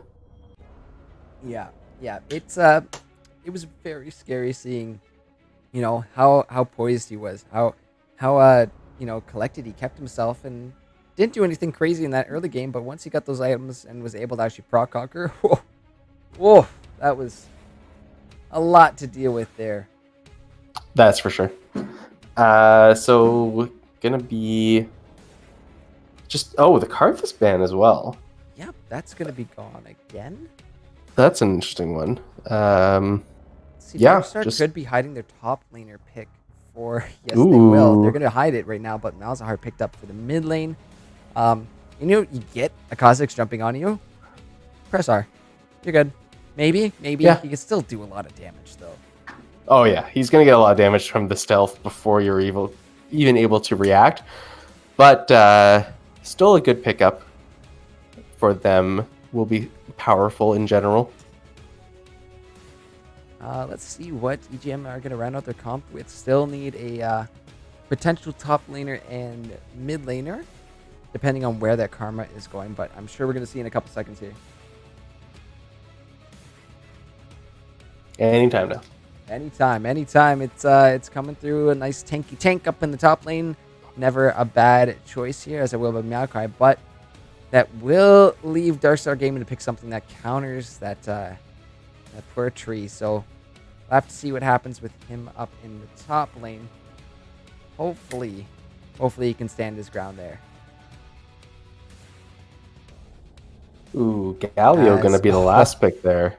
So Galio, Interesting. That's a lot of tankiness coming out here. I don't know. I think EGM might want a little bit more damage in their team, but it will be the Galio that rounds it out. Huh. You know? What do you pick into the Maokai now is the question. That is a good question. Something with a bit of engage, a little bit of AD there. I think that is going to do it. So now the question is that actually Fiora this time? Yeah, I think it'll be an actual Fiora. Not a bad choice there. The fact that when those levels start coming through, when you get the what is it? Come on, I know the name of this. Riposte? No, not the Riposte. It's an item that builds into Titanic Hydra or Ravenous Hydra, more likely for Fiora. The Tiamat, that's when you're going to start seeing the big damage coming through on the Fiora. We are going to head on over to the client just to figure out where everybody is, but it's pretty easy to tell as of where the draft is. So that poll will be going live shortly, so just be ready to get those votes in.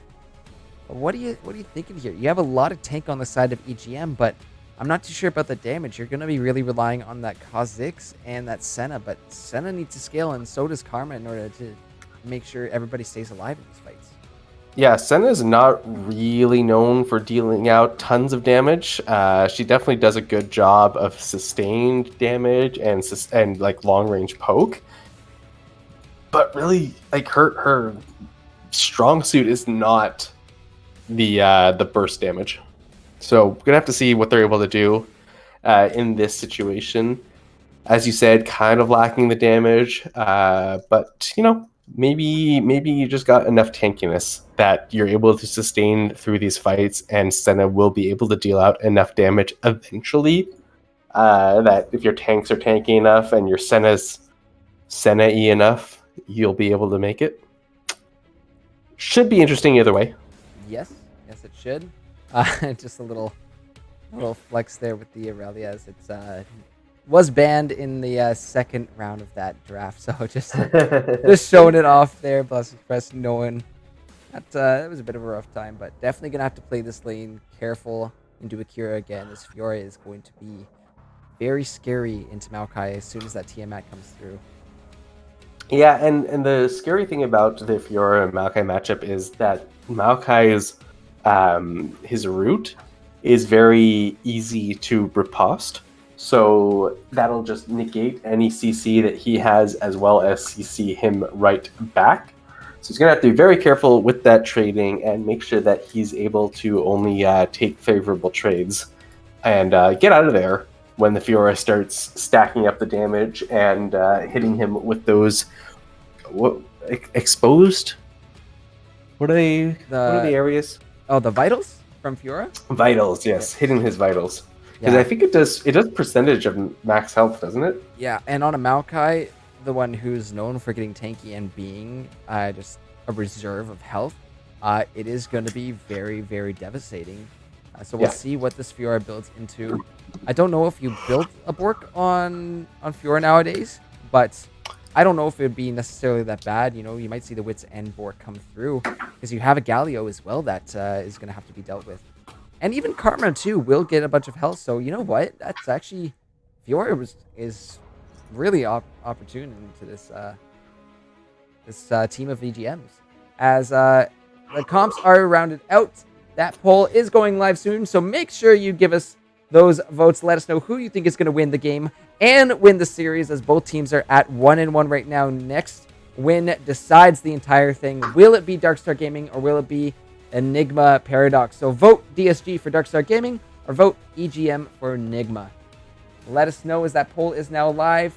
All you have to do is vote and add the position, or add the team after that. Sorry, I put the wrong one there. I got a little ahead of myself for player of the game, but it's either vote EGM or vote DSG. What are you thinking here for game number 2? 3. Game number 3. Yes, math hard some days. Yeah. Oh, excuse me. So I feel like this kind of goes back to game 1, where it just feels like Darkstar is coming into this with a team comp that makes more sense than the side of EGM.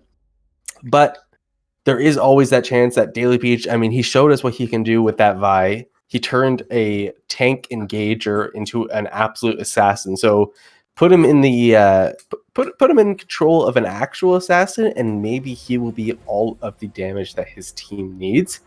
So if I suspect if Daily Peach gets himself an early lead, that EGM will just kind of roll away with this game. But by default, I'm gonna have to vote with Darkstars. They have the comp that makes more sense to me. Yep. I do like the comp coming out of Darkstars. They do have that top tier ADC picking up that Ashe again. Going back to actually the same bot lane as they had in game 1, which worked really well for them. And same with their jungler as well too. So again, if it isn't broken, don't change it up. So returning to most of that competition. Malzahar will have a tad of a rough time into this Galio, but I don't know. We see Daily Peach on a Kha'Zix. We haven't seen him pull it off yet. We just got to see what he did with the Vi. So potential sleeper Kha'Zix here coming out of Daily Peach. You know what? And just for that, I'm just gonna put my my eggs in that basket and toss my vote to EGM. But we'll have to see. Overall, in comp wise, I think this Fiora from Akira is going to be really tough to deal with, considering all the tankiness that is coming out of EGM. Once that Fiora scales up, it will be very, very scary. So this game, I don't know. You want it to go late for the Senna to scale up and to get your tanks tanky, and of course Kha'Zix to be going from that point of being just doing a little bit of slow, a little bit of poke here and there, to that all-in assassin. Oh my god, I can't walk in the jungle by myself. Yeah, that does tend to happen at some point during the game, especially if you're on the squishier side, as you are, unless you're Sejuani on the side of Darkstar here. Yeah, but we'll have to see what these two teams are bringing to the board here. It's we've seen a lot of skill on some of these champs tonight. That Vi game still just blew my mind. However, the poll has completed, and you guys voted. Going to be Darkstar Gaming for a third time. See where the fans are lying in this chat tonight. A lot of Darkstar fans out there, but they come through with 60% of the votes. Let's see if you guys are right. Darkstar Gaming looking to clutch this one after having the first win of the night, a very strong one. But EGM, even being down in gold and even having to deal with that Aurelia, were able to reel things back in.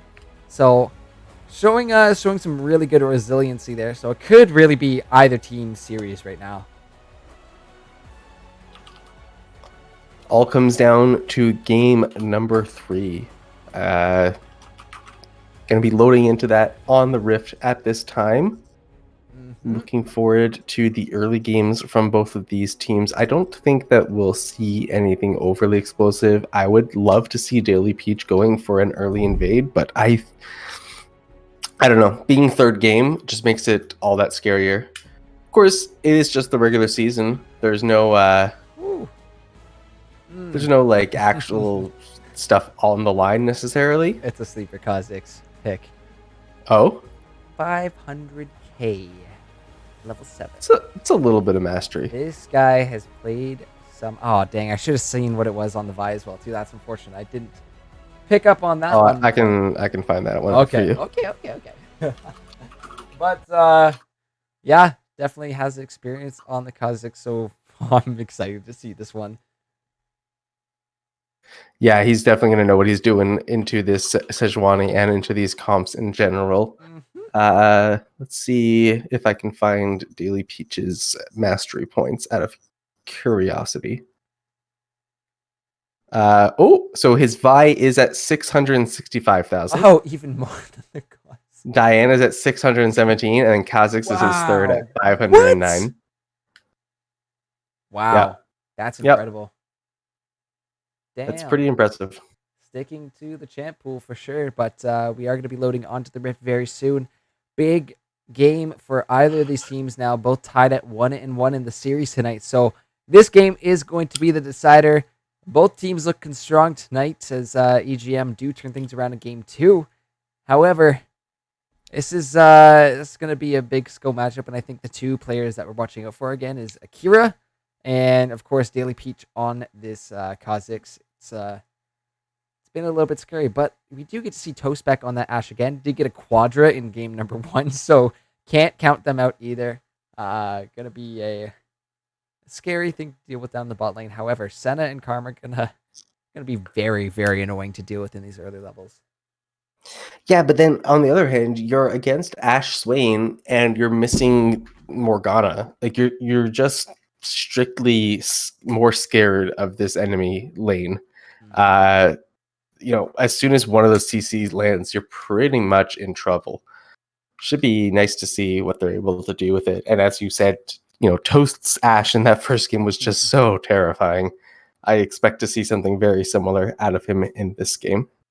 Yep, looking forward to see what this game brings for us as we are just about to load onto the Rift, and we'll make sure we are all synced up before getting into this one. Just looking across, Electrocute for Swain again. We got to see earlier this week from, I believe it was Taliho on that Swain, and even earlier tonight too from the dog, how scary Leandri's Electrocute Swain can really be and turn into. Absolutely. But, you at least have that option from Senna and Karma to disengage very, very hard. If you are the Mantra E on the Karma to help speed up and shield both herself and Senna, will be quite nice to get out of there, as along with Senna's E can help just get that extra little movement speed that you might need in these situations. Absolutely. Should be good to see. Hopefully we'll load up soon and we won't have to keep making small talk. Yeah. What else on this? There we go. That's all you got to say. We Just talk think of about it. magic words. Yeah, we just have to talk about what else can we see on this in this situation, and then something will change. So, just a little bit of caster tricks here that we're using. Yeah, typical stuff. Learn to take advantage of, but I am not quite loaded in yet, Bartowski. I'll let you know when I get to 5 seconds here. I have not either, but now I have. I see the champions loading. There we go. At 5 seconds here as we are loaded in. Ready when you are, Yep. Bartowski. 3, Count it 2, down. 1. Let's go. Game number 3. Right away, getting the El Clasico pause on this one. That might have been the reason why we were taking so long to load in. Possibly. Yeah, that'll do it. Some internet issues going to be slowing us down a bit tonight. So blame the ISPs on this one, guys, as we are going to be getting into this one. So thank you for all your patience and thank you for all the support tuning in. I hope everyone's having a great time. And of course, a huge thank you to all our brand new followers. Welcome to Legends Esports, and I hope you're having a fantastic time. Hope you're enjoying the show. But Vapus, I wish we could skip forward a bit, but no, we're going off the books. We deal with this pause like professional casters, and we'll do our best to keep you guys informed, even though this game hasn't started yet. So what do we talk about, Bartowski? Oh God. Someday we will get into this game and we will be able to. Eventually, but we can look at it. There is an Infernal on the board first, which means that is not going to be an option here for Soul. However, early little bit of damage, I'm sure Darkstar is going to be looking to pick up and just boost themselves even further. However, I think EGM might want to prioritize that to make sure that, DSG already has that damage advantage if you're looking across the board in terms of team comp here. So to take that away and just give you guys a little bit of a buff when it comes to that damage dealing might be ideal for EGM in this start. Yeah, I mean, no one's gonna say no to a little bit of extra early game damage, but especially if you're tending to lack it a little bit, it's probably even better to get one of those under your belt, get that little bit of extra damage across the board. Yep. Not bad at all. Just taking a look, it will be interesting to see Galio starting a Doran's Ring. So. Knowing that there isn't going to be a ton of harass from Malzahar, and even if he does get harassed, Gallo just being literally created to resist magic. Yeah, it's true. He's not too concerned with the poke that is going to be coming from X-Toll. And Galio, honestly, one of those tank picks that are tanky and yet at the same time can do a ton of damage. We do see a comment coming out from them, so going to be looking for probably a bunch of pokes from those Qs, and really a great way to take care of that Malzahar spell shield, which could create some issues if you're looking to take him out. Yeah, and he's got all that self-healing as well, especially when your lane opponent is spamming out spells. You're able to just absorb so much and heal up any kind of poke that's laid out towards you. Aftershock, make you tankier as well. Yeah, should be a spicy one. God, if we get into it. 500k. That is just a little bit more than what I have on Donger, but still, that's not even his highest mastery champion. No. I mean, we saw it. The Vi last game clearly proved why he picked it up, why it was banned away from him in game 1, but we do get to see probably his third choice here. And definitely not a bad one. We've seen what a Kha'Zix Unleash can do when essentially going Super Saiyan all over this map. We've seen it before, so potentially looking for Kha'Zix to be their main threat in this game. But that Malzahar R paired with the Nash R, paired with the Swain Pull and a Sejuani Bola, it's going to be a little bit tricky to get those dives off unless Darkstar gets caught out roaming in the jungle by themselves. I don't think that's going to happen too often, though. They're pretty on point in terms of wording and sticking together as a team. So we'll see what this Kha'Zix can do in this one. Yeah. Do you want to just hold down the fort for me for like 2 seconds? Of course, Bartowski. Well, a couple announcements for you guys while we're waiting. If you guys have been on the shop recently, you'll see there are some fancy jerseys with the Legends Esports logos up there. Unfortunately, there will not be names available to go on the back, but I took a look at some of them. They are looking clean AF, guys. So make sure to head on over to the shop and pick up a jersey to support your favorite team or to support the team that you're even on too. Oh my God, I'm just picturing finals when we collect our players' profile pics to get them up there. If we could have a picture of a full team wearing the jerseys, oh my God, that would be hot. That would be amazing to see. But Vapus, you're looking for a song, buddy. You gotta come find me on my own stream there. That's where you find me playing the music. Tonight's all about League of Legends. And unfortunately, we do have to deal with this pause. However, this game's just going to explode. I mean, we've seen both teams kind of taking it easy in the early part, not willing to really risk anything too major. But once those level 6 come through, the team fights just pop off. We saw it in the last game. My camera control couldn't even keep up with Daily Peach. He was just popping off, and it looks like we have him back, and it looks like this pause is going to be done very, very soon. Are you ready, Bertowski? Oh, I'm so ready. Let's just get into this. And I might have accidentally activated the Baron buff there. Nice. Oops. Yep. Yeah, chat caught me. Chat caught me slipping up. Listen. We're at least number 2 production in NA here, so we're doing our best over here. we can't guarantee number 1, but we can guarantee at least not last. No, we need a studio for that. Oh, could you imagine? One day when Legends Esports is the best amateur league in all of North America, we'll be there one day, boys. Let's just keep this train rolling. But game number 3 ready to go. These players are in. We are in, and everything on the line for this series as we do finally see them switching sides. So interesting to see how that is going to change up how these teams play in this one. Yeah, so this is the first time we see them on opposite sides of the map now. Probably not going to be a whole lot of dynamic changes. I wouldn't expect, most of the changes that you expect to see are in that champion select phase anyways. Just making different pick and ban rotations. The Kha'Zix gets through. Ashe and Senna both get through. So those are the interesting things that have happened already. But seeing what Karibo is able to do with his hands on that Senna is going to be quite interesting. I'm hoping that it was worth the hassle of giving up that Ashe to Toast once again. Mm-hmm. See if it was worth it. The glacial augment will be cumbersome for sure.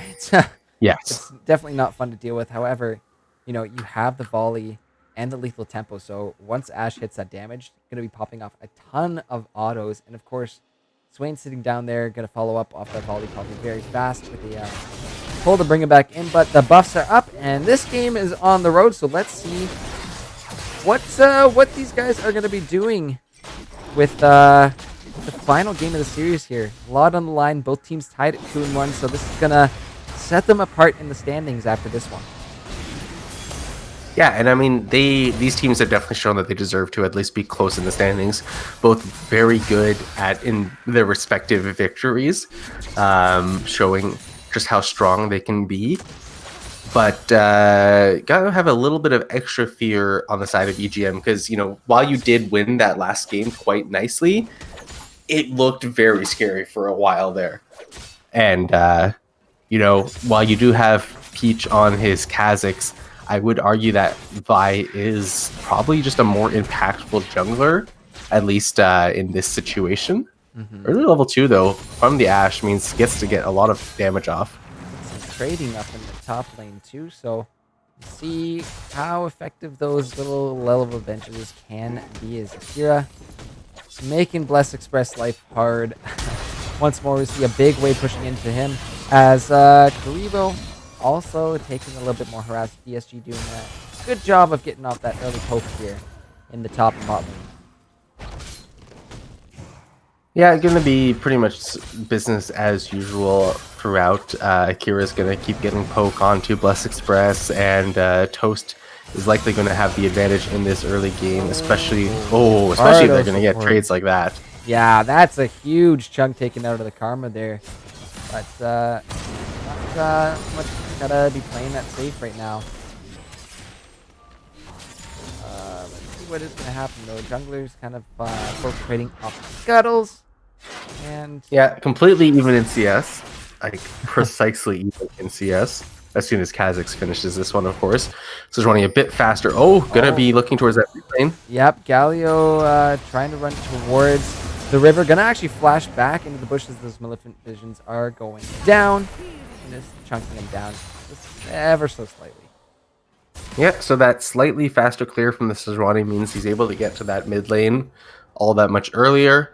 Blow the flash from the Galio. Ooh, Galio's gonna find same. okay, I don't know. okay, I'm not okay. too sure, but what the Well, hell? he stopped the back at the very least, but that was definitely a strange situation. Yeah, made me realize that there was no one really there to help out with that. We saw the pings immediately out of DSG there as Senna Karma posing to walk up behind the Dragon Pit there, but it's just a bit of a strange strange situation. You're right. Yeah, so, and we see reminiscence of the last game where, you know, same page on an impactful jungler, able to get a gank off, blow a flash, and then Daily Peach just farming up a little bit extra and getting an earlier back. More poke on to EGM's bot lane here is Swain and Ash, again, showing us why it was picked in game number 1. They did really well then, and they're doing pretty well so far. Yeah, a little bit of extra CS on the side of Karibo here versus them, but the health bars are looking better on the side of EGM. Nope, on the side of Darkstar. See, they switched sides now, and now I'm all confused. Yep, that's gonna. Thankfully, I've got the overlay stuff for you. Yeah. So I'm like, okay, blue and purple. There we go. Excellent. But right now, there is an Infernal up on the map. Hopefully, Daily Peach is going down there, but it looks like he's going up towards his blue side. And Sejuani making their way down towards the Infernal potentially. Might be an early pickup here for DSG. Yeah, it would be a nice one for them either way. But of course, Sejuani doesn't have quite the same amount of power to clear out that dragon as a level 6 Kha'Zix would. I think Daily Peach is probably just going to power farm 2-6, except that he's going to make me a liar and go up into this top lane to try to fight Akira. Did not go super well in game 2. The roof down from Bless Expresses. Here comes Daily Peach to jump on in. The Grand Challenge is available and has been popped onto Daily Peach, but the flashback in, Kha'Zix looking for it as their post will come through as well too. That Fiora ulti has timed out, and that's first blood going on over to Daily Peach's. I failed gank in the bot lane there by Same Page. Not going to be able to quite find that Senna Karma. Well played there by EGM to pick up first blood. Yeah. Very good. Well played to back out as soon as he saw the Fiora ulti onto himself, recognizing that if she pops that, first of all, he's likely just dead because of the damage, and second of all, Maokai is probably just dead because of the healing. So, yeah, good job from them to make sure that they pick up that kill. Xtol taking a couple chunks there, and that's just a nice little clean Galio combo there. Alright, so now that Kha'Zix has hit level 6 and managed to evolve his Q, I would not be surprised to see him attempt to go for this dragon. He will shred it quite handily. How much extra does it actually do? 110. It's 332 unevolved. And now, so it'll refund 45% of the cooldown, so it'll be up so fast. My god. Oh yeah, you can just see him just shredding through that Infernal. Galio coming down to help him out, but that will be that Infernal for EGM. And just like we wanted to see, however, here's Sejuani. That's a Galio ult coming down. Not going to be able to quite land on same pages. Xtol here to escort his jungler out, but Daily Peach is looking for it as it seems before Kha'Zix run out of mana. Up in the top lane, though, that will be Akira on the Blessed Express. That Maokai Auto trying to get some health back. The Aftershock there to slow down Akira a little bit, and a Q just to add on to that one. But Akira, so damn strong. Has the Tiamat, so the shredding through the Storm Mail is going to happen. Yeah, so I mean, it's good from Bless Express to be on a champion like this where he doesn't have to kind of get ahead in any way, shape, or form. Just builds that Bramble Vest into the Thorn Mail and just kind of absorbs the pressure from Fiora. He's never going to kill her, but he's also not going to die to her most likely. And that's pretty much all you can hope for as a Maokai into a Fiora, or as Bless Express into Akira, who has shown his insane prowess on these hyper carry top laners throughout this series. Yeah, Akira definitely a name to look out for this split, because really, really good at those 1v1s, even a couple 1v2s we saw in that Aurelia. So yeah, really good mechanics up there on that top laner. As looking for Bless Express again. Maokai is going to have to zip on out of there. As it But looks, same page is up there. Boy, and Doesn't have his ultimate though. So Yep, no. ooh, and Kha'Zix is lurking 2 levels up on the Sejuani. Oh, if he no. knew that Sejuani was there, that'd be such a nice kill Such for a- him probably. It's Cedric, but take a look as the Oh. TPX going bottom. That's going to be the Swain sent up, and Toast is the one jumped on as Bless Oh my Express going to be lord. picking up a kill. Karibo there to take out the Swain, and that Maokai ulti. Don't know if it was necessary, but nice little pickup there for EGM. Yeah, wow, really good from them. Nice teleport down there to guarantee the kill. Daily Peach conveniently located in this lane to absorb that wave as well. Same Page will manage to pick up this Rift Herald for himself, which is definitely Oh my a good goodness, Daily pickup. Peach jumping on to Akira. Good lord, the damage. That's a dead Fiora. So unfortunate, but my god, Daily Peach showing us why he has 500k on that champion. However, St. Page is just going to escape, picks up the Herald and makes it out of that Galio's knock up there by dashing over the wall. My god, Kha'Zix's isolated Q is currently doing 400 damage. Oh, is that all at 10 minutes? Okay. Oh, Cool, cool, don't worry though, because he just completed Serena Dirk and Warrior upgrade, and now it's doing almost 600. All right. That's Yeah. bloody terrifying. I And even if they're not isolated, it's doing almost 300 damage.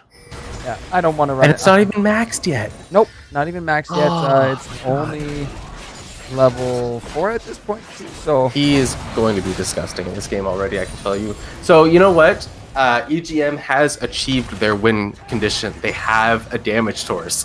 They just need to now build tanky, survive the Fiora Presser, and have Senna scale into a super long-range poke champion. And they're pretty much going to be good to go. And what is nice, though, is that, that attention being focused up towards the top lane, knowing Akira is one of the main threats here from DSG, is a little bit behind in terms of kills, but balancing out at least with some CS, so they're at least even right now. Bless Express and Akira who? Oh, that is probably a win in EGM's book, the fact that Akira has been constantly ahead this series.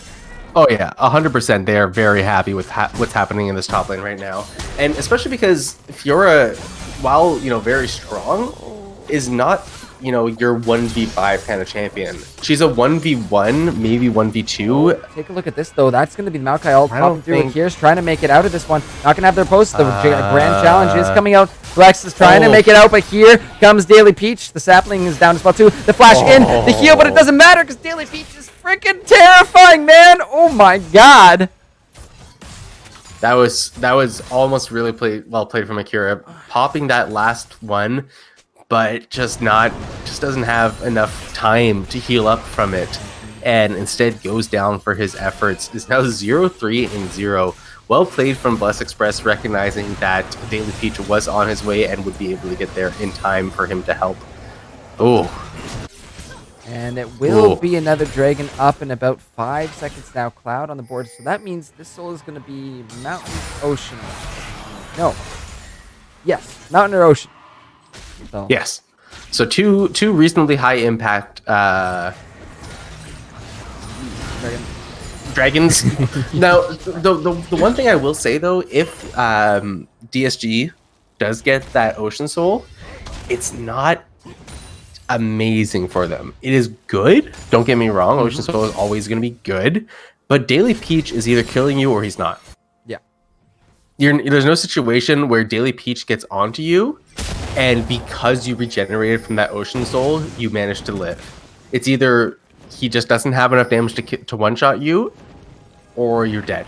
And generally, So it's going to be a one-shot or nothing. If he's not able to find you in Exactly. one shot, he needs to be backing out of there because Kha'Zix is still relatively squishy.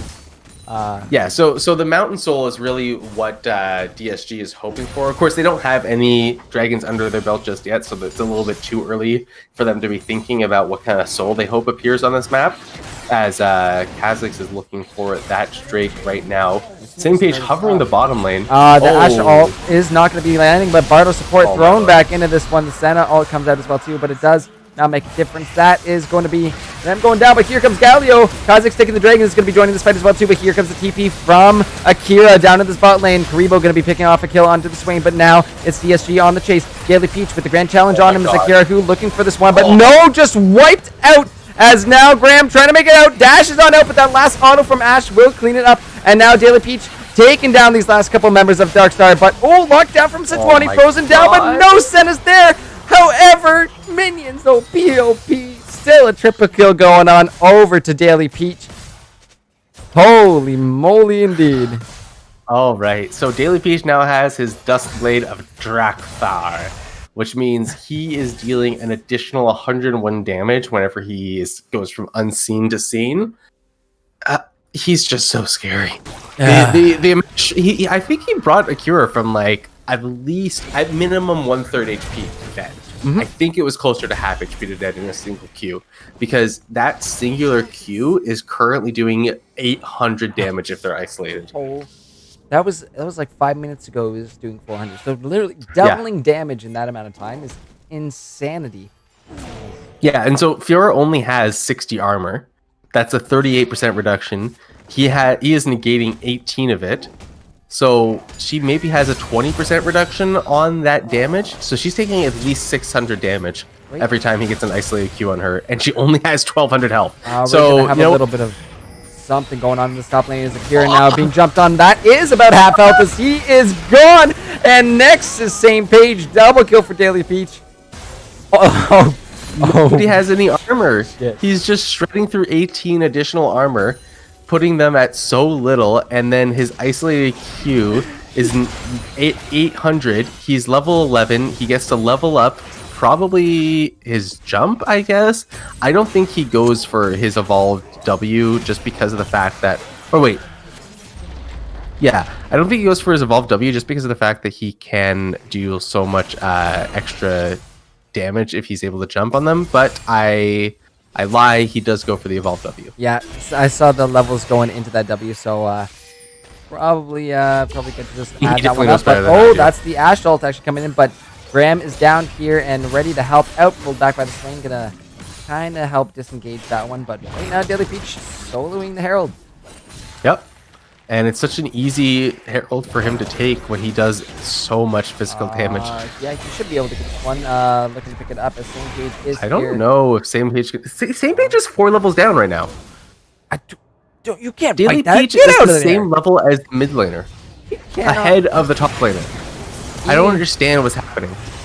Look at the farm too, Bartowski. Yeah. Oh my god. He has 5 extra KP and an additional almost 50 CS on top of this Sejuani. Yep, it's about 3,200 gold difference there if you're looking at the charts there on the bottom of your screen.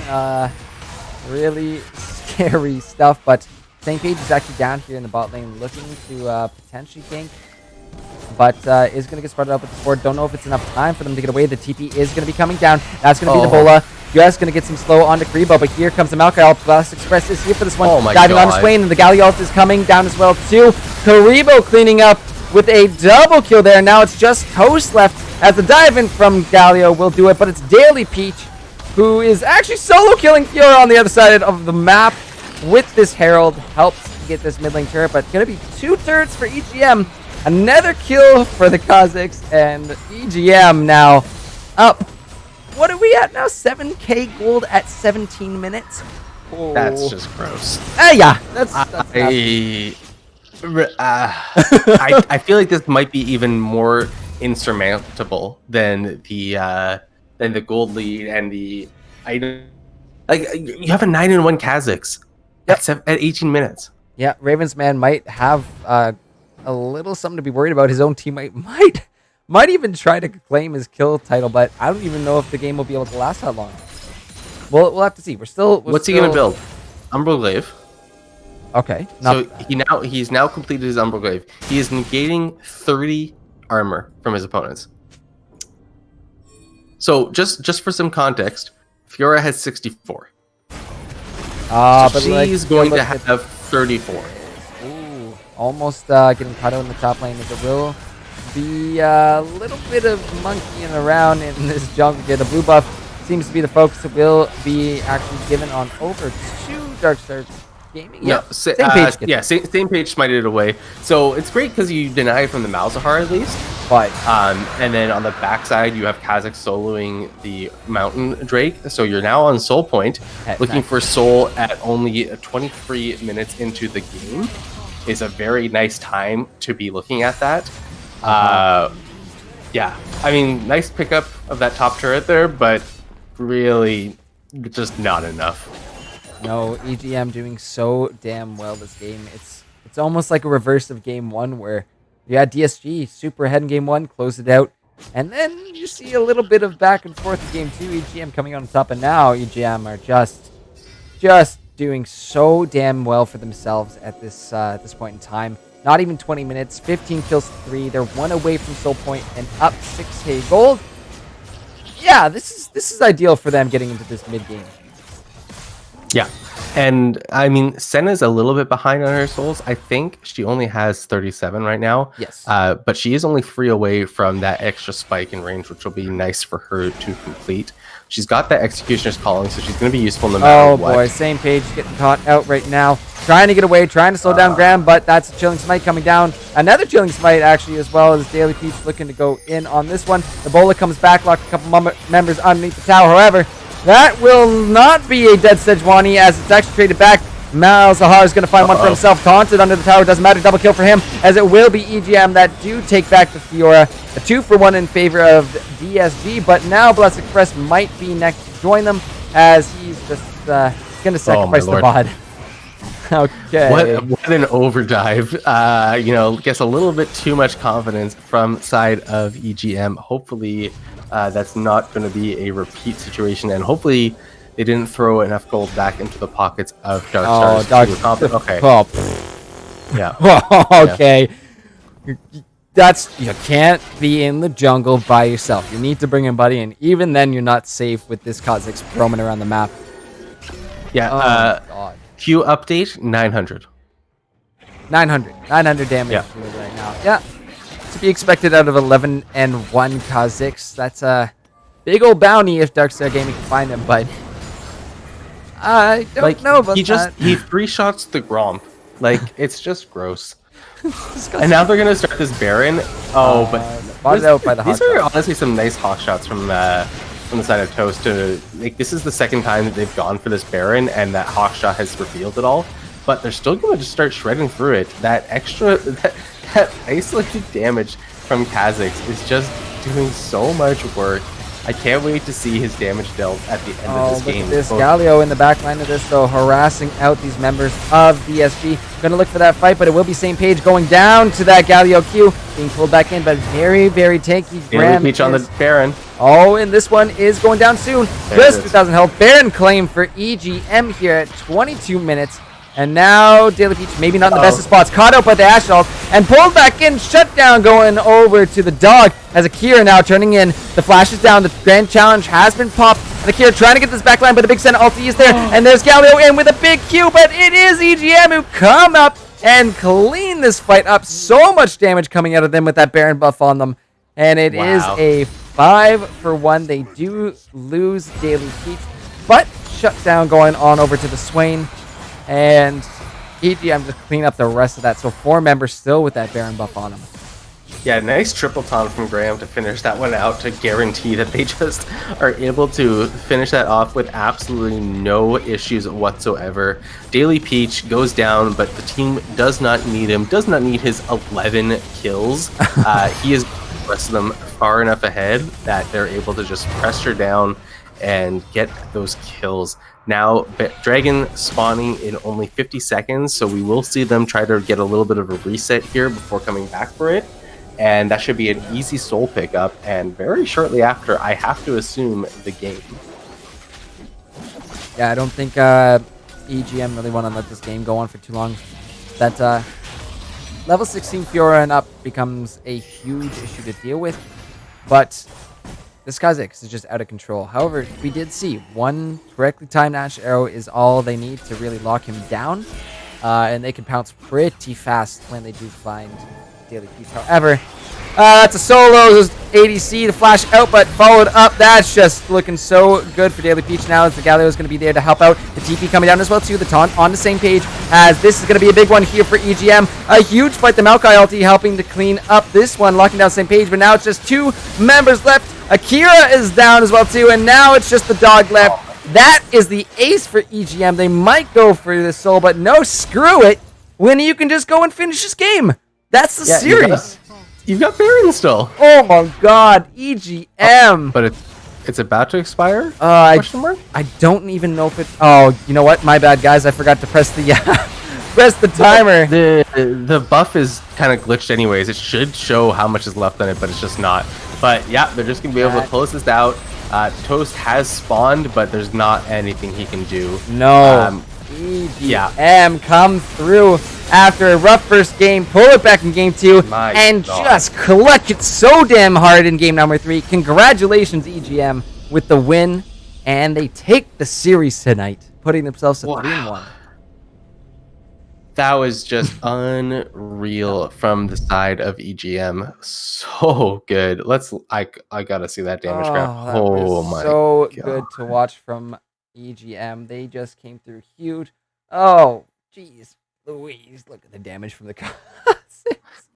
Oh my god. Even if you look at total damage to objectives, 47,000 on him. Next highest is 10,000 on Sejuani. Yeah. Like, wow. Wow. That was indeed. absolutely ridiculous. Just, holy crap, EGM. Do so damn well. Like, I have nothing but praises. They just kicked absolute ass there. And just Daily Peach. There's a reason why the Kha'Zix got banned out. There's a reason why the Vi got banned out, but still make their way through, and he's still able to claim that here in game 3. Really shows how scary he was. 13-2-1 on the Kha'Zix. That's so scary. His Vi and his Kha'Zix just took over both games. So good from him. Who did he play in game 1? I believe. I have it open still. Yeah, you got it there. It was it was the Wukong. The Wukong, yes. Yeah, so very good to see him on his true to form champions. It seems. Oof, so good. Hell of a series though. Well done to EGM for cleaning that one up and taking it for themselves. But we are gonna hop on over to the analyst list. So thank you, Bartowski, for helping me out tonight. Was pleasure to be here. Crazy ass series, man. Holy crap. But yeah, let's flip it on back over to the analyst desk as we are going to do our player of the game right before we go to our break. So why don't we flip it on over there? EGM, congratulations coming through, picking up the series in a 2-for-1 and essentially the reverse sweep here from them on a DSG. So now EGM are up 3-1, DSG at 2-2. But before we go to our break, guys, I'm going to have that player of the game poll ready and up for you guys so you can start voting on who you think deserves player of the game. That is ready and available right now. When we get back from our break, we're going to announce our player of the game, couple last minute announcements here for you guys, and then that will finish us off. So guys, stick around for our player of the game, and I will see you in a few minutes. There is.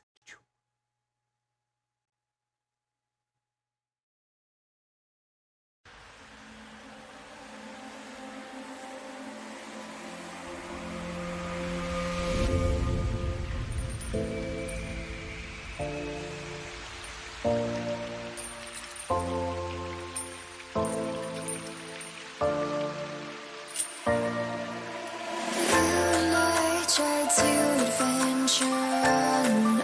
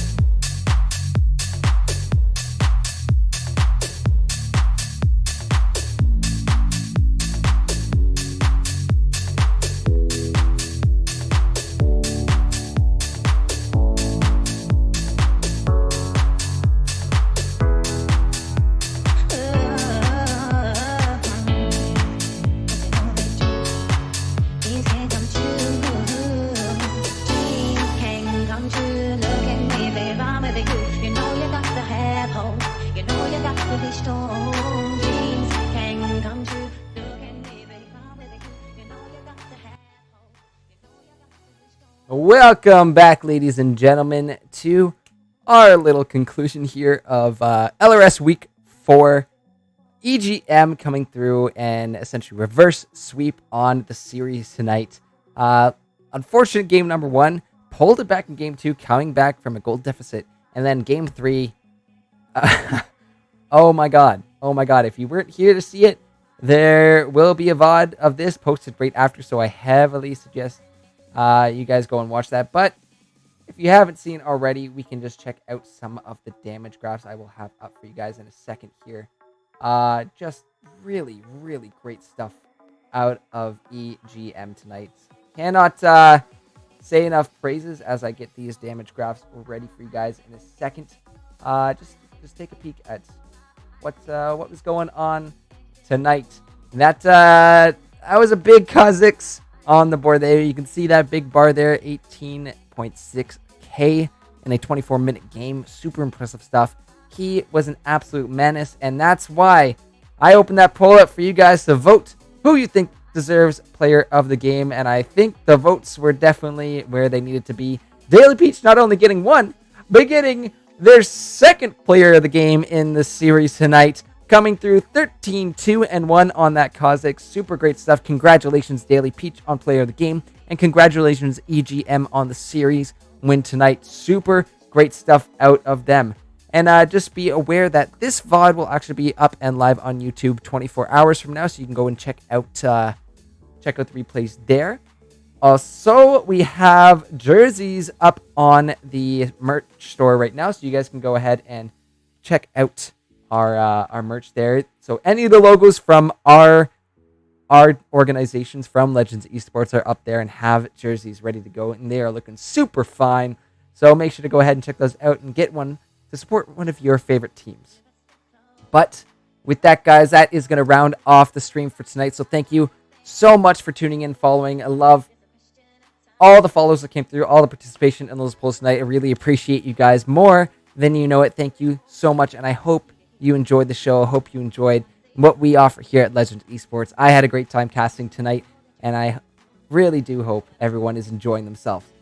All right, so with that, guys, watch out for our stream on Sunday. That's going to be our Valorant stream coming out. And I believe it is Legion of Artemis taking on the Nocturnals in our first game. And Wizards versus PvE in game 2. We're going to have to get a recheck on that. No, it's Wizards versus Keswick Chaos in game number 2. So I got to watch out for that. Shout out to my boy Baldo Mode, who's on the Keswick Chaos. Super fun stuff. And just keep an eye out. I'm working on something. We're trying to put together a podcast. So do keep an eye out for that. I'm trying my best. Might have a few technical hiccups here and there. But keep an eye out, as I will hopefully have that up on the YouTube this weekend. Fingers crossed. No promises, though. I'm going to try my best for you guys, though. With that, though, that's going to be your boy Gurf signing out for the night. Thank you, one and all. Thank you for all our followers. Look at all the followers we got tonight. I love you guys. I love you guys more than you know. Thank you for making the stream what it is. And I love all your faces. We'll see you Sunday with our Valorant stream. And with that, out of here. Have a wonderful night, everybody. Take care. Make sure to check out the shop. Use the command merch. And I can't wait to be casting back here again. All right. Mwah. Take care, everyone. Bye. Have a good night. Bye.